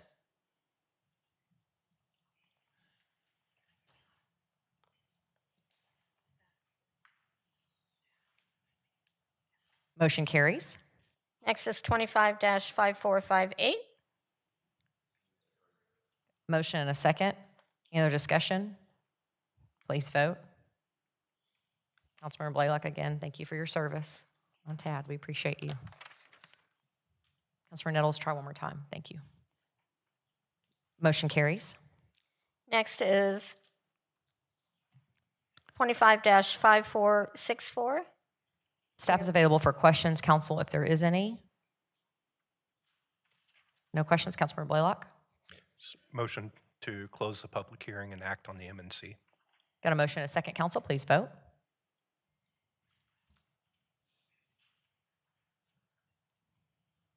Motion carries. Next is M&C 25-0935. Any staff questions from Chelsea, or she's available if we need her? If not, I can entertain a motion. Motion and a second, council, please vote.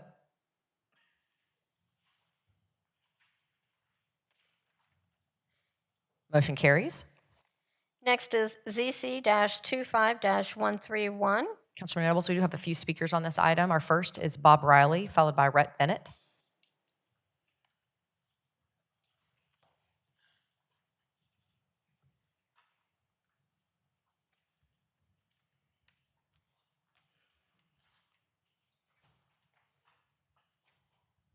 Thank you. I'm Bob Riley with Half Associates, located off of Meacham Boulevard in North Fort Worth. Here to speak to both this case and the next if there's opposition. I want to let Rhett, who is the CEO of the Black Mountain, speak to the benefits of the project.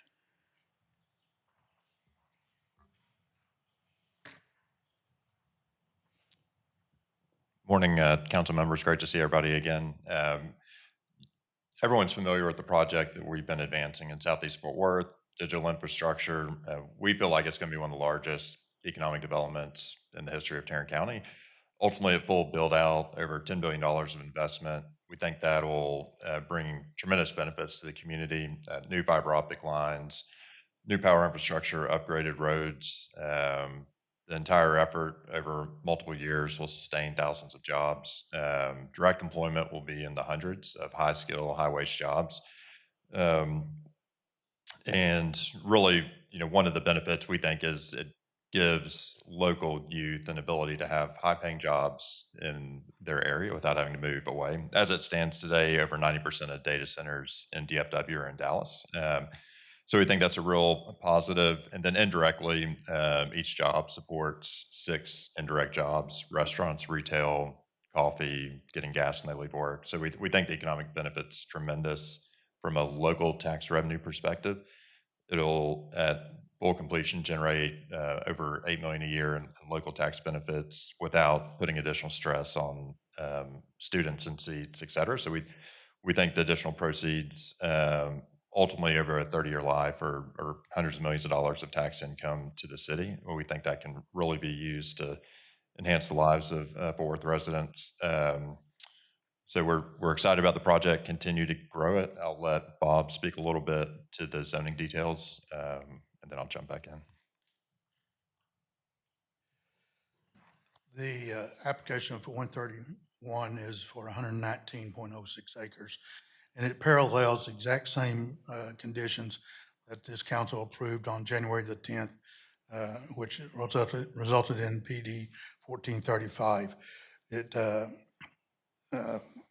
is for these tracks that are adjacent to the 1435, as well as does not front onto Lon Stevenson, existing Lon Stevenson. We are asking for a 75-foot, we were requesting a 75-foot setback from any residential and limited uses in the PD. We had significant community outreach. Over 300 folks were sent invitations to a community meeting that we held. We only had 3 individuals that attended regarding this one application. We met with Weston Gardens on the 4th of September prior to the zoning hearing on the 10th, and followed up on the 5th with an email that answered any questions that we had from that meeting. And today we're here to gain consideration. Thank you, Mr. Riley. Thanks, Bob. I think it's worth noting, if you can see on the screen, on y'all screens, there's a natural buffer between ourselves and Weston Gardens, and what's denoted on here shows the floodplain, which you cannot build a structure in. So there's a natural barrier, I think, between both sound and any kind of visual aspects that remains to kind of be highlighted here. So as we take that a step further and zoom in, our campus is in yellow, the Weston Gardens commercial nursery plus the gardens are in the blue. And so what you're seeing is there's quite a wide strip of, there's just not going to be any structures or development. So we feel like it's certainly a concern, and we want to address it, but we think it's probably evident that there's not going to be a lot of stuff looming over the fence line or within visual or kind of hearing distance. And this is actually just a picture of what that floodplain looks like. It's heavily wooded and quite a dense thicket. So from that across, you're talking 300 yards or 300 feet, so 100 yards. And so for us, I think that's a really nice kind of natural barrier that probably should alleviate concerns. But and there's just another image of the floodplain. So again, that's terrain that you can't build anything in anyway. So we think that's going to be quite helpful. And then again, just on community impact, we've heard from the community that the number one issue in that area is traffic. And so certainly this versus some of the land currently is zoned for mobile home development, this has a dramatically lower impact, as you can see from the highlighted numbers. So I think the broader concern in the area is traffic. I think this is definitely a positive step in the right direction. We want to be thoughtful and be good neighbors regarding any noise or visibility issues. But I think, as I kind of showed you, there's a natural barrier there that we think will certainly make us good neighbors. So with that, Bob, you got anything else? Yeah. Thanks. Thank you. Our next speaker is Eamon Abraham, followed by Jackson Weston.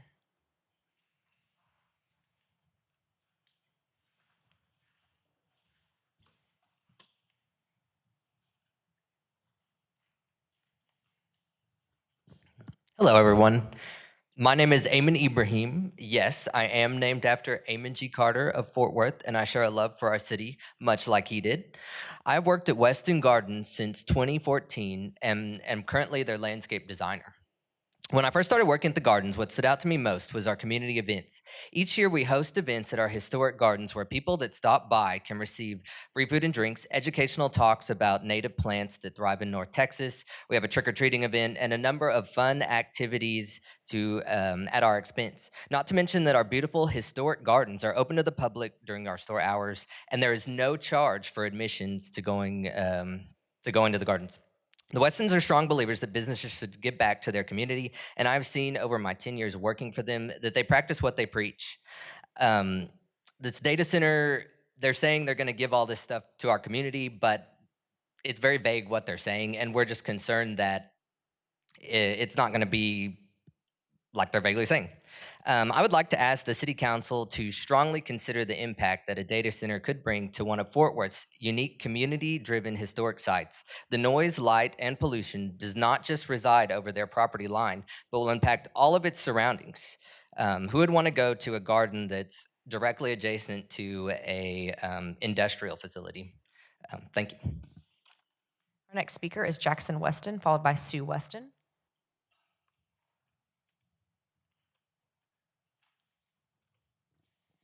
Good morning, Mayor Parker, City Council members. Thank you for having me. I grew up at Weston Gardens at 8100 England Drive, which is right next to the proposed data center. My mother, who will speak shortly, lives there still. My childhood there was filled with the wonders of plants, wildlife, and life lessons. I'm opposed to this rezoning. A new data center could potentially ruin our business and the environment that our customers and community at large enjoys at the gardens. We have grave concerns about the constant noise levels produced by a data center. The light and air pollution would pose a threat to our garden tranquility, as well as the heat that could be generated from it. We have received no guarantee that this data center will use renewable energy. As far as water, they claim that is a loop system and they will only use/waste 5% of the water annually, but 5% of what? How much water will this consume? This is a precious resource.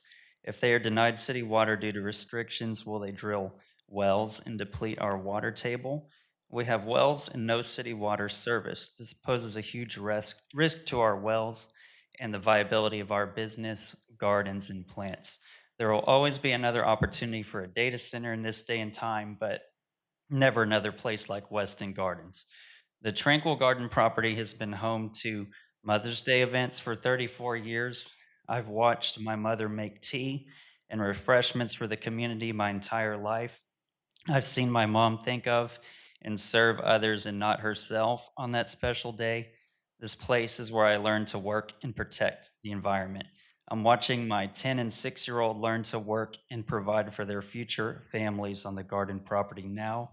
I've seen couple after couple marry and start their own families at our gardens, including my own wedding. This is a special place to me, my family, and the community at large. Many of our employees even find solace and refuge at our place at work from their hectic lives when they come every day. Our customer base and community is strongly opposed to this proposal with over 1,200 signatures on our petition. I implore you to please consider this development in an area that is already industrial in nature and protect this Fort Worth treasure. Thank you for your time. Thank you, Jackson. Our next Our next speaker is Sue Weston, followed by Lori Stelius.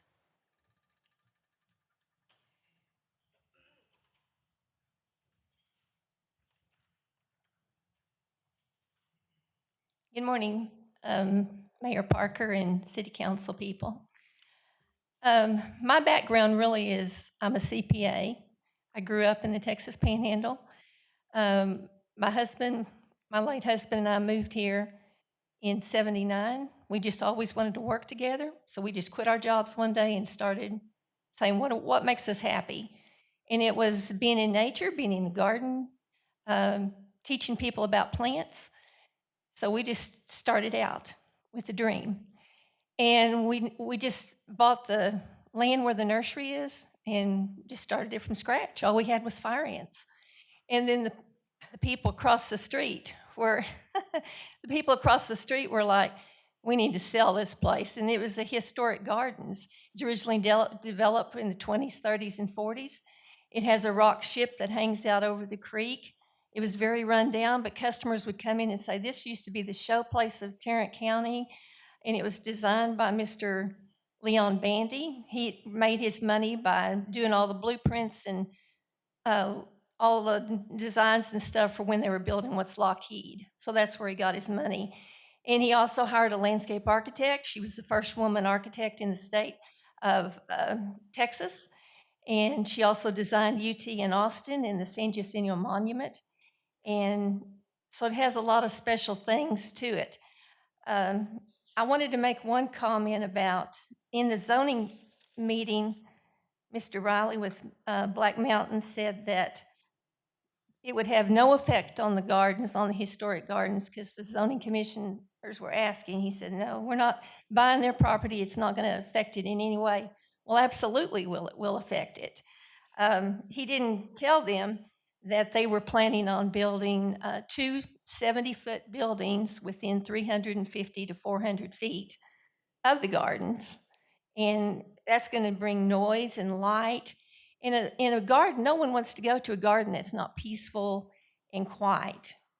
They already have 300 acres that y'all have already rezoned, and this is 119, and they don't need this 119.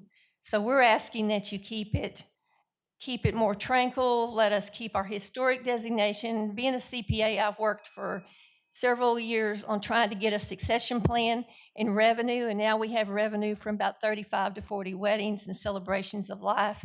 And I don't want to see that end because people don't want to have an event at a peaceful garden. Thank you for your time.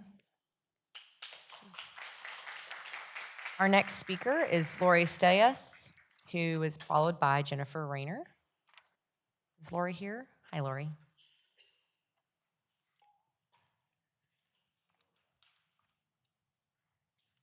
Lori couldn't be here today, but I'm speaking from the same organization. That's great. Thank you. Please Okay, great. proceed. My name is Barbara Crotty, and I'm a resident of Fort Worth Council District 9, and I'm also a member of the Greater Fort Worth Sierra Club, as is Lori. And I'm here to ask you to deny the zoning change near Weston Gardens, which was requested by Black Mountain Power. I've shopped at Weston Gardens. It's a lovely, quiet property. There are areas where one can have outside weddings or celebrations. And if you vote to allow this change to the current zoning, this property would no longer be a viable location for such events. Who would want to compete with the noise? Perhaps many of you haven't kept up with the data center issues in Granbury and other locations around the U.S. The constant noise generated 24/7 has prompted a lawsuit by Granbury homeowners who live nearby. They've reported constant loud humming and buzzing sounds generated by the fans used to cool the servers and state that the noise and constant bright lights have impacted people and livestock alike. Residents have reported health problems like not being able to sleep, developing migraines, and vertigo, all caused by the noise, lights, and vibration. My guess is that this has also reduced home sales near this facility. I would never buy a home near a data center, would you? Depending on the height of the data center, I suspect these issues will impact more than Weston Gardens. There are residents off the intersection of Forest Hill Drive and Royal Crest Drive. There's an animal shelter and a boarding stable for horses nearby, and it wouldn't surprise me if diners at Hickory Stick Barbecue would even be able to hear the noise. All these facilities and homes could be impacted by the noise and certainly by the increased traffic. And let's talk about water usage. According to a report from the Environmental and Energy Study Institute, a data center of this size could use up to 5 million gallons of water per day. And that's the equivalent of providing that amount of water to a town with a population between 10 and 50,000 people. Can we afford this kind of stress on our current infrastructure? We're already going through a growth spurt and infrastructure concerns already exist. This data center, on top of the projected growth, will land you in a situation you'll be forced to address as soon as it's built. So this should be of grave concern. It could also require enough energy to power up to 750,000 homes. And the employment advantage never turns out to be as much as promised, especially after the initial construction. So the prudent and reasonable thing to do is to vote no today, preventing it from being built in our city. The trade-off is facing down with lawsuits and facing the environmental impact of energy and water shortages. And so vote no on this zoning change. Thank you. Thank you. Our next speaker is Jennifer Reiner, followed by Sue Allen.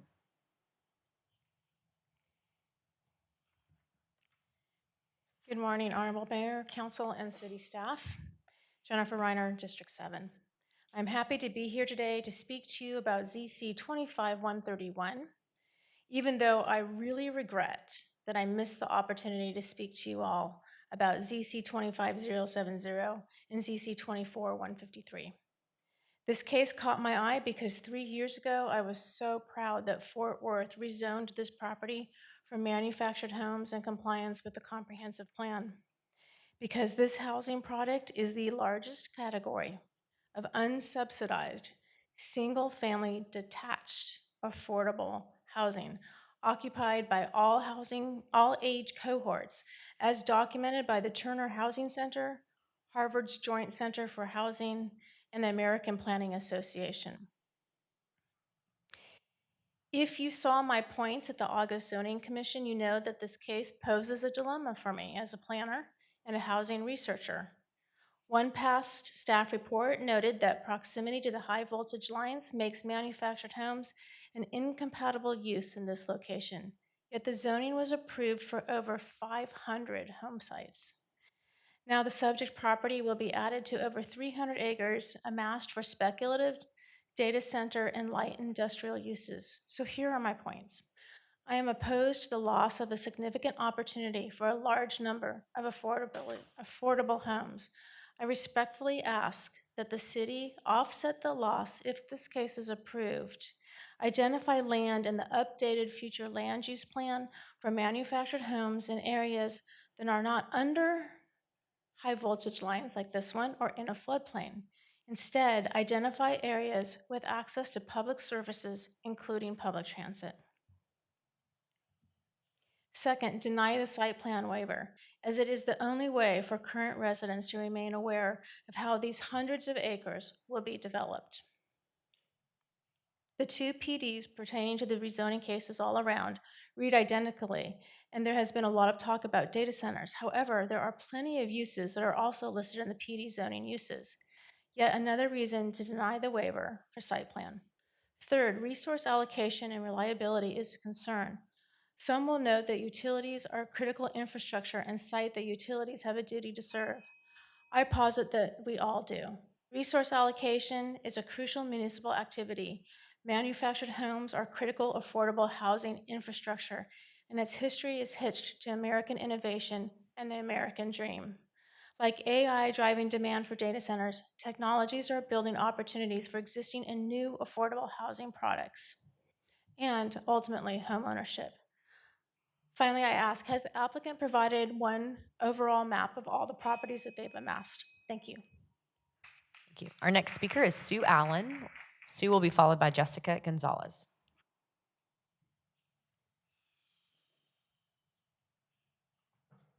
Sue here. Jessica Gonzalez. And then Paris Sanchez.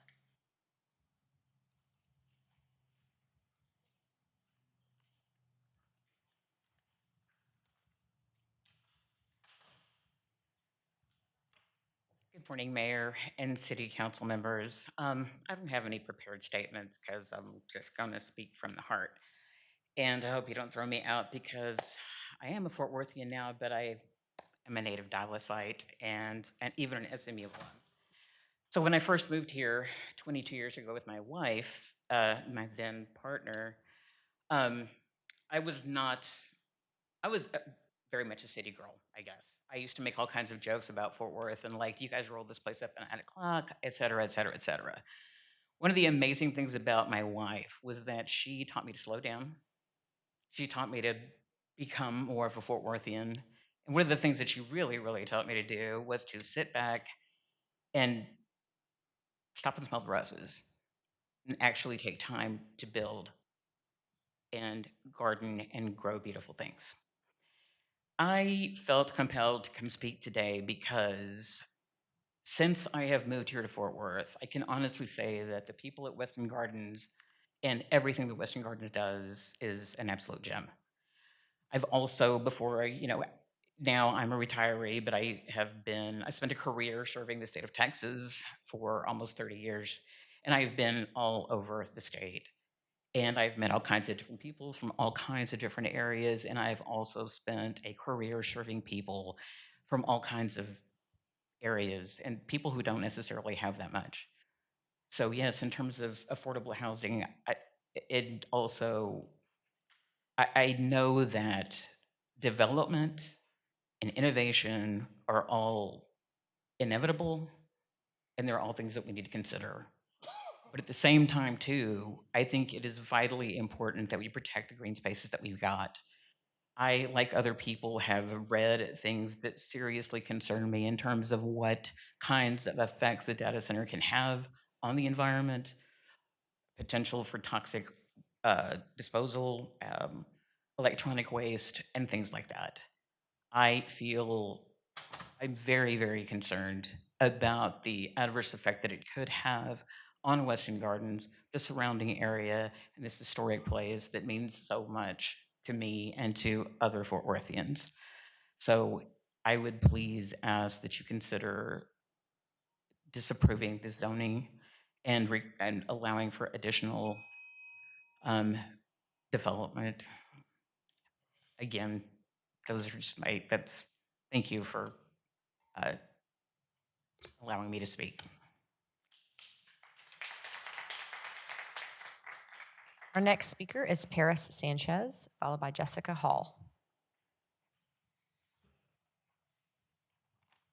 Hello, my name is Paris Sanchez. I am a resident of District 11. I am a licensed landscape architect, and I got my start at Weston Gardens, where I became a Texas native plant expert. I have been a resident of Fort Worth for 13 years and am an active member of the community. I previously served on the board of the Historic and Cultural Landmarks Commission for 4 years, and I'm currently on the board of Keep Fort Worth Beautiful. Data centers can bring benefits, but at tremendous environmental costs. A typical data center today requires 100 megawatts or more of electricity, which is equivalent to between 350 and 400,000 electric vehicles.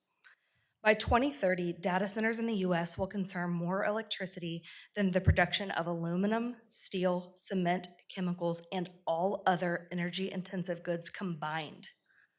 During the Great Texas Freeze of 2021, the England Drive area of Fort Worth, where this property is located, lost power for 3 days. Has our infrastructure been upgraded since that time to be able to accommodate even the current energy demands, let alone that a data center would bring? The everyday energy consumption of data centers is primarily generated from fossil fuels, which release significant amounts of carbon dioxide and other greenhouse gases into the atmosphere. What is often overlooked about data centers is their need to fully operate 24/7. To prevent downtime, the scale of backup power requires a large number of diesel generators as a failsafe during power disruptions. These generators emit particulate matter such as nitrogen oxides, sulfur dioxide, and carbon dioxide, all of which degenerate air quality and pose health risks to nearby communities. One of the special things about the area and this proximity is its proximity to the city while having the feeling of being in nature. The construction of this data center will require clear cutting of significant number of large trees, leading to severe habitat loss and fragmentation. This not only disrupts local ecosystems and threatens wildlife, particularly birds and essential pollinators, but also eliminates trees that play a critical role in absorbing carbon dioxide. Beyond the immediate destruction, studies have shown that air pollution generated by data centers can harm nearby plant communities and weaken ecosystems already under pressure. If the pollution is potent enough to damage hardy plant species, it raises serious concerns about health implications for the people who are exposed to it every day. Thank you. Our next speaker is Jessica Hall.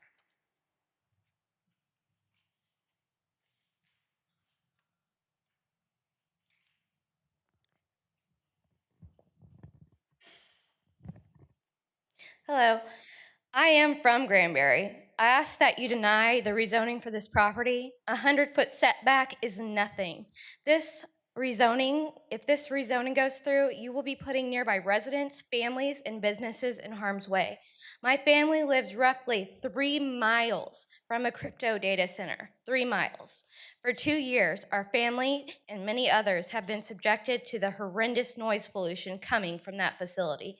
We hear it in our home nearly every night and into the morning, 24/7. Like a vacuum running continuously, and at 1,000 feet, the roar of the noise is deafening. Nearby residents have reported multiple health issues: insomnia, hearing loss, stress, and cardiovascular problems. This has been a disaster for our community, and in one case, a family abandoned their own home. Most data centers are incredibly loud due to the type of sound they produce, including low frequency noise. Data center issues have been well documented across the United States.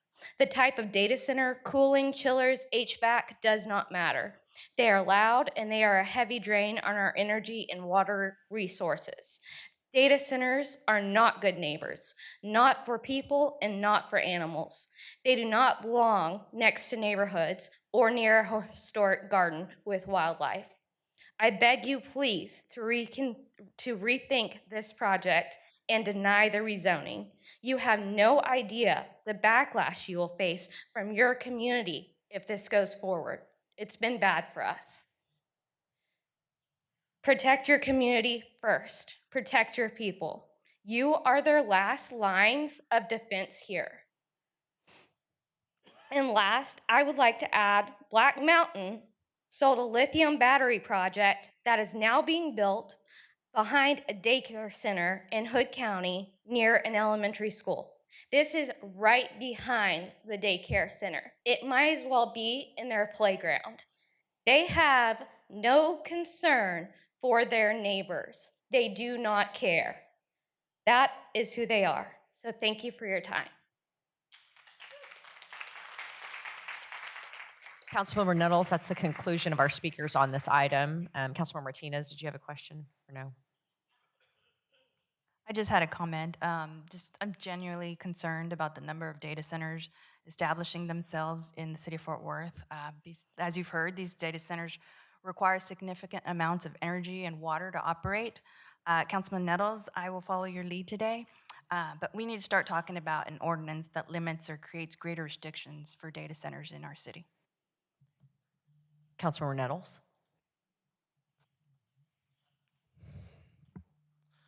Thank you. A couple of questions. I think it'll be with Black Mountain. Then I have a question for city staff. Is Chris Harder here? Did I see him leave? Oh, no, he's over here. Okay. Can you just remind me and the council and those who are present, there were 1 or 2 tracks that was previously approved in June, and this is a continuation of the process that you guys are doing for the data center. That's correct. Yes. Yes, this is contiguous to the campus that was previously approved. This has also had staff recommendation, unanimous recommendation by the zoning commission. A couple points that I would add. Bitcoin mining operations are entirely different than data centers. Bitcoin mining operations are more Wild West data centers, think Microsoft, Google, Facebook. So completely different asset classes. Addressing noise, the average decibel level of a data center is 60 decibels. That's conversation level. So again, you saw pictures of the thicket, the floodplain. I think there's tremendous separation there to mitigate any sounds. And obviously, we comply with all city ordinances as they are set forth. Regarding water, no plans to drill water wells on the property. Most of the water wells in the area are 20, 30, 40 gallons per minute, which is probably not adequate. So we'll be on city services and a strong contributor to the city budget. And I think that it addressed a lot of what was put forth. Regarding the lithium comment, we do energy storage as well, which is lithium-ion batteries next to substations, which do back up the grid and provide energy resiliency, like times during the freeze. And so what I would say is that Let me that's, ask you another question. yeah, sorry, go for it. And when you came to zoning and this council prior to June, we sent out notifications. You had a meeting and you met with residents from Forest Hill and those surrounding. Correct. Okay. All right. Those are my questions. I briefly had a conversation with you through email. Can you just kind of articulate what you explained to me through your email, Mr. Harder, for the council as it relates to the water? Yeah. The way that we prepare for a development related to the water system is they submit a loading study or a study, engineering study to us. We see what the infrastructure can support. If this infrastructure won't support the demand, and I'm talking about peak demands, average demands, what have you, then we would require that the developer upgrade the infrastructure so that they could, the system could supply the demand to that customer. And so if they need to upgrade the system, the city would require them to do that prior to them building the structure. Yeah, so I mean, that would normally be done as part of a study submittal. If it is approved, then it would potentially go to engineering plan submission and CFA type construction. Okay, so we'll do our due diligence to make sure. And I'll just say that not only that, but the investment that the city has already made in utilities, we generally recoup our pro rata component of that load from the developer.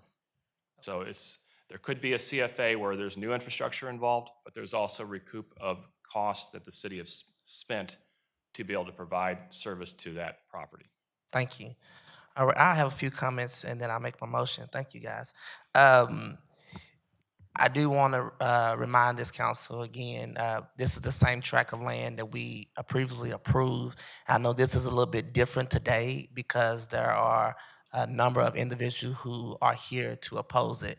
I will also state that when I took this office in 2021, it was very prevalent to me that we had a good relationship with the city of Fort Worth, with the city of Everman, and even Kennedale, which this property all surrounds in the farthest skirts of southeast you can go. And we have built those relationships. You'll see today that there is not a resident from Forest Hill or a letter from the city councils because we make sure that we have met their needs and their concerns. And that's not to discredit the concerns that we have today. The concerns that we have with Weston here today are legitimate concerns. I hear what you are saying today. And it is incumbent on the city of Fort Worth to make sure, number one, that we take care of the water, and number two is that we're good neighbors. I'm very confident that the buffer will be enough to support between the development that you guys have, your beautiful facility, versus this not Black Mountain, but versus this data center. I am going to, if we look at, I know it might be mentioned here briefly, but right now, this land is designed agriculture, A5 residential, and manufactured homes. And I'll address one more concern about the housing. The record will show that District 8 has built more housing, apartments, manufactured, and single family in the last 4 years on this council. And so we are 100% housing affordability here. And I do want to take on, I think the young lady that said we need to revisit our city plan.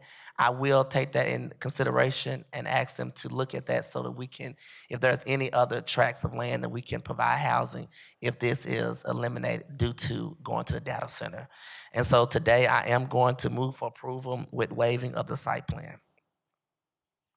Got a motion and a second, Councilmember Larsdorf and Councilmember Flores. Did you have a comment? Councilmember Larsdorf? Yeah, just a quick comment. So, Chris, I will follow your lead, and I will certainly support you in this effort. But I think one of the things that always concerns me is whenever we make decisions are the unintended consequences, and looking at the other zoning possibilities. Just because they can do something may not always be what you want, especially if it's by right. So, I certainly know that after this vote is made, that the conversation with Chris and Black Mountain certainly isn't over. And to address some of the residents' concerns that I heard today, he will certainly still be part of those and making sure that Black Mountain does the right thing by its residents. But we're dealing with something very similar in District 4 where we could say no all day long to one thing, but what could be built by right with having zero say or input, that's what causes me concern, which can do more damage than what is being presented. So, Chris, I'll support you on this. Councilmember Flores. Thank you, Mayor. Chris, like CM Martinez and CM Larsdorf, I'll support your lead. On this zoning case, we rely on each other when it comes to matters like this to know our districts and know the needs of those districts. So I'll follow what you prescribe. I just have a question, and I guess I can direct this to staff. I heard at least one speaker mention something historic. I heard that at least more than once. Does this property have a historic designation, whether it be local or national? Well, I'd like to hear from staff on that. Is there someone from staff, from zoning, that can speak to that?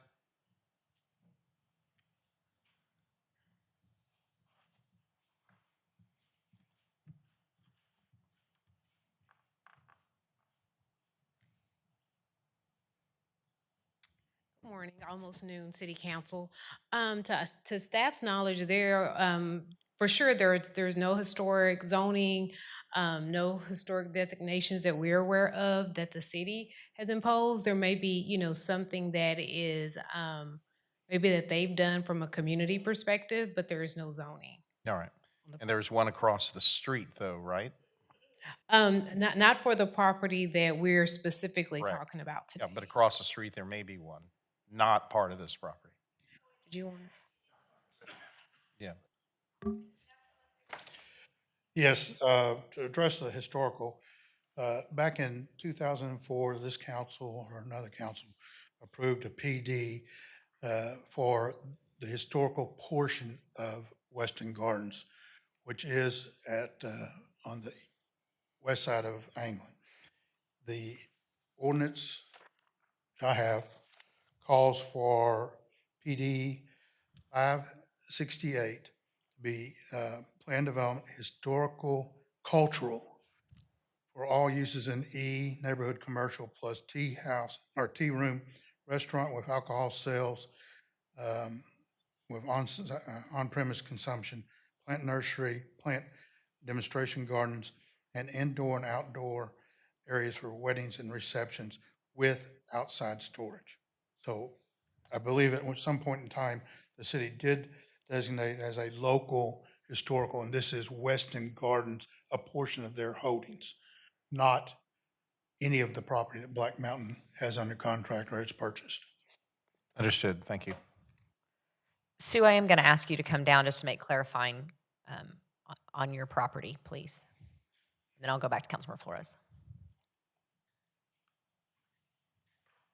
Yes, in 2004, my late husband and I we went to the Historic Commission, and then we came to the City Council, and the City Council approved the historic designation for the gardens. At the time, we were looking to do a tea room and those sorts of things on the garden side. Again, I'm looking for succession planning for my son, for my grandkids, looking for additional revenue to maintain it, because just like we know historic Fort Worth, if Thistle Hill, if you don't have revenue to keep it going, it's not going to stay going. And I'm a CPA by training, so That's how I'm looking at it. So when I'm no longer here, it'll be able to continue on. And I just know that the historic designation I always felt would help us preserve the property. And I know they also had told me Black Mountain said they're going to build two 70-foot buildings right within 350 foot, and that they will only abide by the Fort Worth ordinance for noise, which is like traffic or a vacuum cleaner. And that's just not conducive. And I also wanted to make it clear to you, Mr. Nettles, that our zoning was not part of any of the June zoning. I never found out about this till the end of July. So I haven't had a lot of time to get it together. There are a couple pieces in it that were part of the June, but they've added more to it. So ours was not part of it. Thank I've you, only Ms. known West. about it. Thank you. Thank you. Councilmember Flores, were you? I have no further questions. And again, I defer to Councilmember Nettles. Thank you. Councilmember Beck. I would just like to echo the sentiments of Councilwoman Martinez. I think that it would behoove us as a city to take a look at things like data centers or Bitcoin mining, these large facilities, given the fact that we know in other communities they've been problematic. And I understand your distinction between data center and Bitcoin mining, but to those of us on council and to lay people, they tend to operate the same, which is functionally a bunch of servers in a room. And so I also would like to direct staff to conduct a study and bring us back a proposed either changes to our zoning ordinance or a particular ordinance in relation to these, so that we make sure that if we are citing them in the city of Fort Worth, that they are going to be good neighbors, that we're not going to cause unintended consequences, as Councilman Lauersdorf mentioned. And also, given the fact that they are so resource intensive, as we build new pipelines for our water, and we know what that costs our water system, I want to make sure that as these pop up throughout the city, that we have a long-term idea of the impact to our water system that these could potentially cause. And Councilmember Peoples. Well, Councilwoman Beck just stole the words right out of my mouth, but I was going to say that we do need to do a study about these data centers. And so, as the parent of a child who's a writer-director who stayed on strike for 9 months because of what large data centers and AI are doing to her profession, and then Ms. Weston, as a customer of Weston Gardens. I love the gardens. I think that what they give to us, there is this sense of serenity. But I also know that we have to move forward with progress. And, you know, I have to balance my decision about the number of jobs that it's going to bring and the opportunity for residents in that southern sector of the city. So, but I want us to do due diligence around data centers and making sure that we allow places like Western Gardens to be able to coexist, because we're not going backwards. These things are going to move forward. And so it's a tough one. I will follow your lead, Councilman Nettles, but I do believe going forward, we have to ensure that we keep places like Western Gardens for the future and our children and prosperity. Thank you, Councilmember Peoples. Councilmember Nellis, I think that's the conclusion of our speakers. I will mention that staff, I know, has followed really closely this legislative session. Senate Bill 6 pertained exclusively to data centers and power. So I think the council's in a consensus. We need to bring this forward, a work session that takes some time to understand what current impact looks like. I do want to recognize Robert Allen, 4th EDP, who's helped sort of shepherd some of these through, because they're quite difficult. And I'm in agreement that I'm going to follow Councilmember Nettles' lead here. It's the right decision for the community at this time, but there's a lot more homework we could do as a council. So thank you for your leadership. Councilmember Nettles. Yes, so my motion still stands, and I'll just address the zone that we did in June was only for the property that Black Mountain owned, not actually the historic property that you're referring to. And so again, I do honor your work that you have done in the city of Fort Worth. We appreciate your cultural district and the wedding venue, but that's my motion for today. Got a motion, council, and a second by Councilmember Crane. Any other discussion? If not, please vote. Motion carries. Next is ZC-25-132. Our first speaker on this is Bob Riley, followed by Rhett Bennett.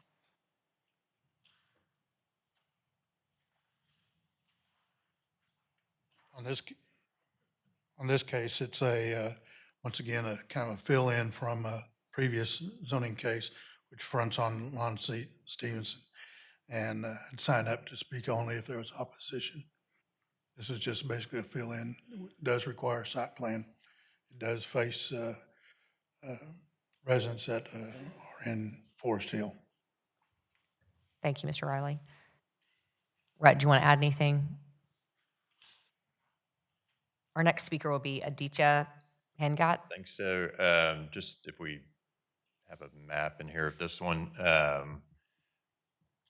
what's outlined in red. So it's kind of the fill-in already surrounded by the planned development. So it's continuous with the zoning that we've already received approval up there. So just kind of filling in a couple ranchettes. Okay.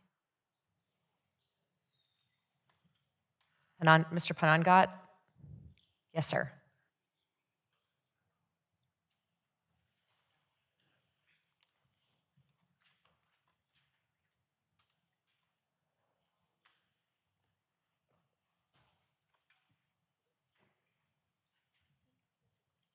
Hi, good morning. Thank you to the council for allowing me to speak today. My name is Aditya Panagat. I'm a sustainable machine learning researcher. I've worked with MIT Sustainability or Engineering Lab over the summer, and I've published at an MIT Sustainability Conference. Most importantly, I've talked to people who have had data centers built in their communities, and based on everything that I have learned, please deny this request. I have two reasons why. First, we need to focus on what's important for the community. And if we allow any more expansion of this land to build this data center, people are going to have to pay for Black Mountain's water use. Earlier this month, Tarrant County Water District already increased their water bills because demand for water is so high. Here's the thing, on top of that pre-existing infrastructure pressure, Black Mountain wants to build this data center, which is gonna use water for at least 1,000 households. All this data center will do in the short term is make Texas's water deficit worse. And we've seen what that does to communities. For example, in Bedford, just 20 minutes away, because they had increasing water use, they had to deal with their water shortages by raising their water bills by 12.4%. Today, people there are now paying an extra $120 every year for water. If Black Mountain's project worsens our water shortage here, our community will have to pay for it. The median income in Fort Worth is only about $40,000. There are people in this city that are living paycheck to paycheck. Their last few dollars should not have to go to funding water for their homes that is being used up by Black Mountain's project. Second, please deny this request because we don't have enough information about the data center that is being built. At this point, a lot of companies are going out to these hearings and saying, hey, we have better technology. We won't be putting stress on our electricity infrastructure. We won't be putting stress on our water infrastructure. Please have a third-party expert come in and tell you what they think the implications of this data center will be. Why is that so important? Because we've seen examples of this. When I was working in Abilene, Texas, a company came up to a city council and said, hey, we have new technology. We're gonna make sure that electricity isn't strained. We're gonna make sure that water isn't strained. What ended up happening was the city council approved it. Then the data center, yes, didn't use that much water, but the power plant that was powering that data center ended up using so much water that now Abilene citizens don't have water because of it. And they only built 300 jobs. So I have 3 pages of questions that an expert wrote, and I think a third party should view these questions and give us answers for them before we move forward. I hope that you'll take them. Until all of these questions on this sheet are answered, there's a real chance that our infrastructure cannot handle this data center. Please delay this hearing. 69% of Texans don't want a data center in their community.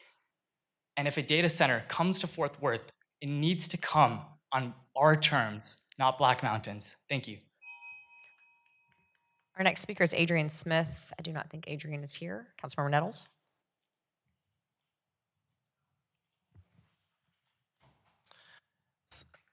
I don't see one of my staff. But sir, can you hand that paperwork to the city secretary and I'll take a look at that. Thank you for being here today. Move for approval. Got a motion, a second, council, please vote.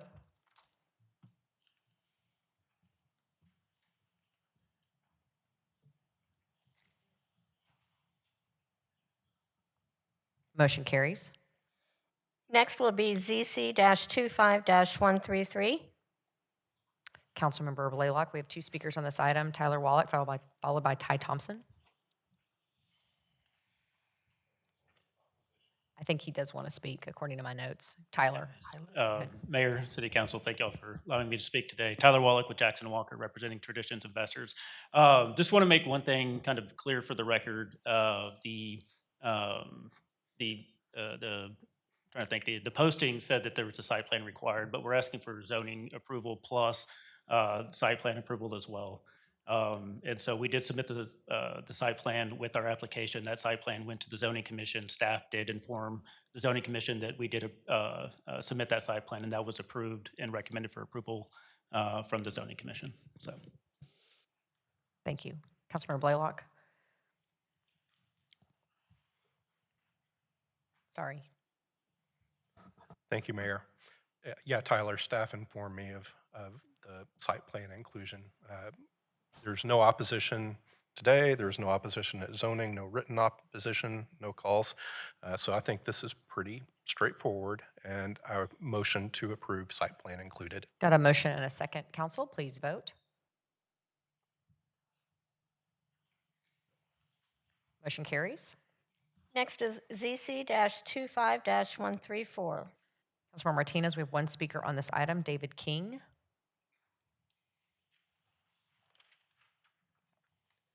Good morning, Mayor. Good morning, Council. My name is David King, a local Fort Worth resident. I came here to ask that we rezone the property that I purchased. It's currently zoned it's a combination of zoning. I guess I can't get it to work. It's a combination of zoning. It's B, E, and J.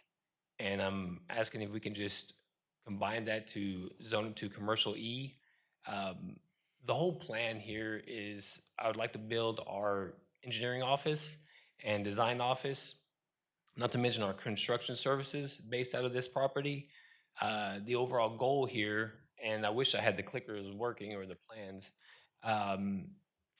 we are going to build it's not just going to be your traditional office, it's going to look like what I would consider a historical Fort Worth home, front porch, siding, wood back windows, and that's going to be our office for our services. But our overall goal in the future, and we feel like we've actually accomplished a lot in the last 3 years, is as far as home design goes, we're going to offer this home design that we're building at our own office for people here in the Fort Worth residents, a more affordable house. It's a pier and beam house. A lot of people think that pier and beam is more expensive. It was, but through our engineering work and construction services, we feel like we've actually made it way more affordable, way more accommodable for everybody to afford that. And we're going to put that to use in our own office when we build that, once we've finished that construction. But it's taken us a lot of time, spent a lot of effort in it, and I think I think we're almost there. So we want to put all of this background work that we put into in our office, and then eventually pass that on to the folks of Fort Worth, and give them another chance to bring back the front porch and more affordable housing. Thank you. Councilmember Martinez, this is the conclusion of our speakers on this item. Thank you, Mayor. Mr. King, I'm excited to see your project come to fruition, so I move to approve. Motion and a second, council, please vote. Motion carries. Next is ZC-25-136. We've got lots of shared districts here, 8, 9, and 11 on this item. Motion and a second, please vote.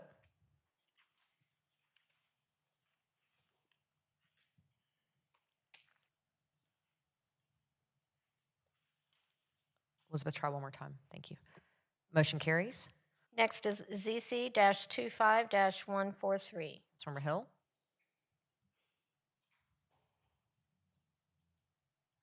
There you go. Reagan, I just want to tell you thank you for sticking with us through the long haul. Appreciate it. Motion to move to approve. Motion and a second, council. Please vote. Motion carries.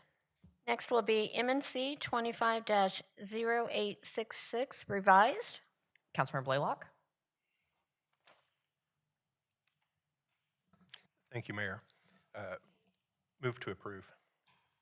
Motion and a second. Please vote.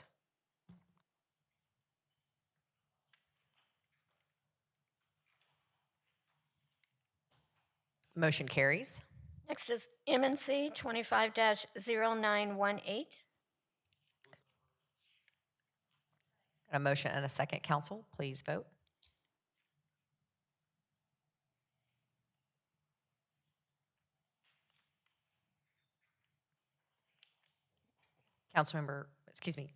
Motion carries.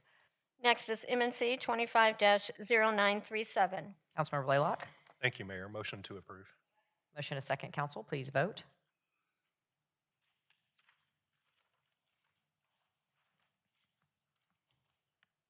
Mia, try one more time. Thank you. Motion carries. Next will be MNC 25-0927. But Mayor, before we take a motion, I do need to read into the record a correction. Okay. That the agreement is with Alcon Research LLC rather than Inc. Got a motion and a second, council. Please vote.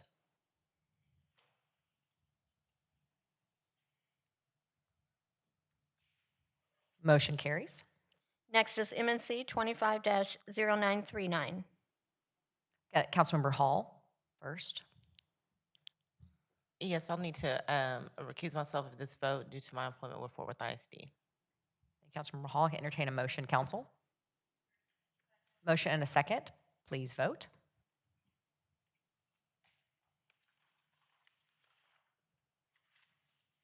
And motion carries. Mayor, that concludes all of the action items. Thank you, council, and meeting is adjourned.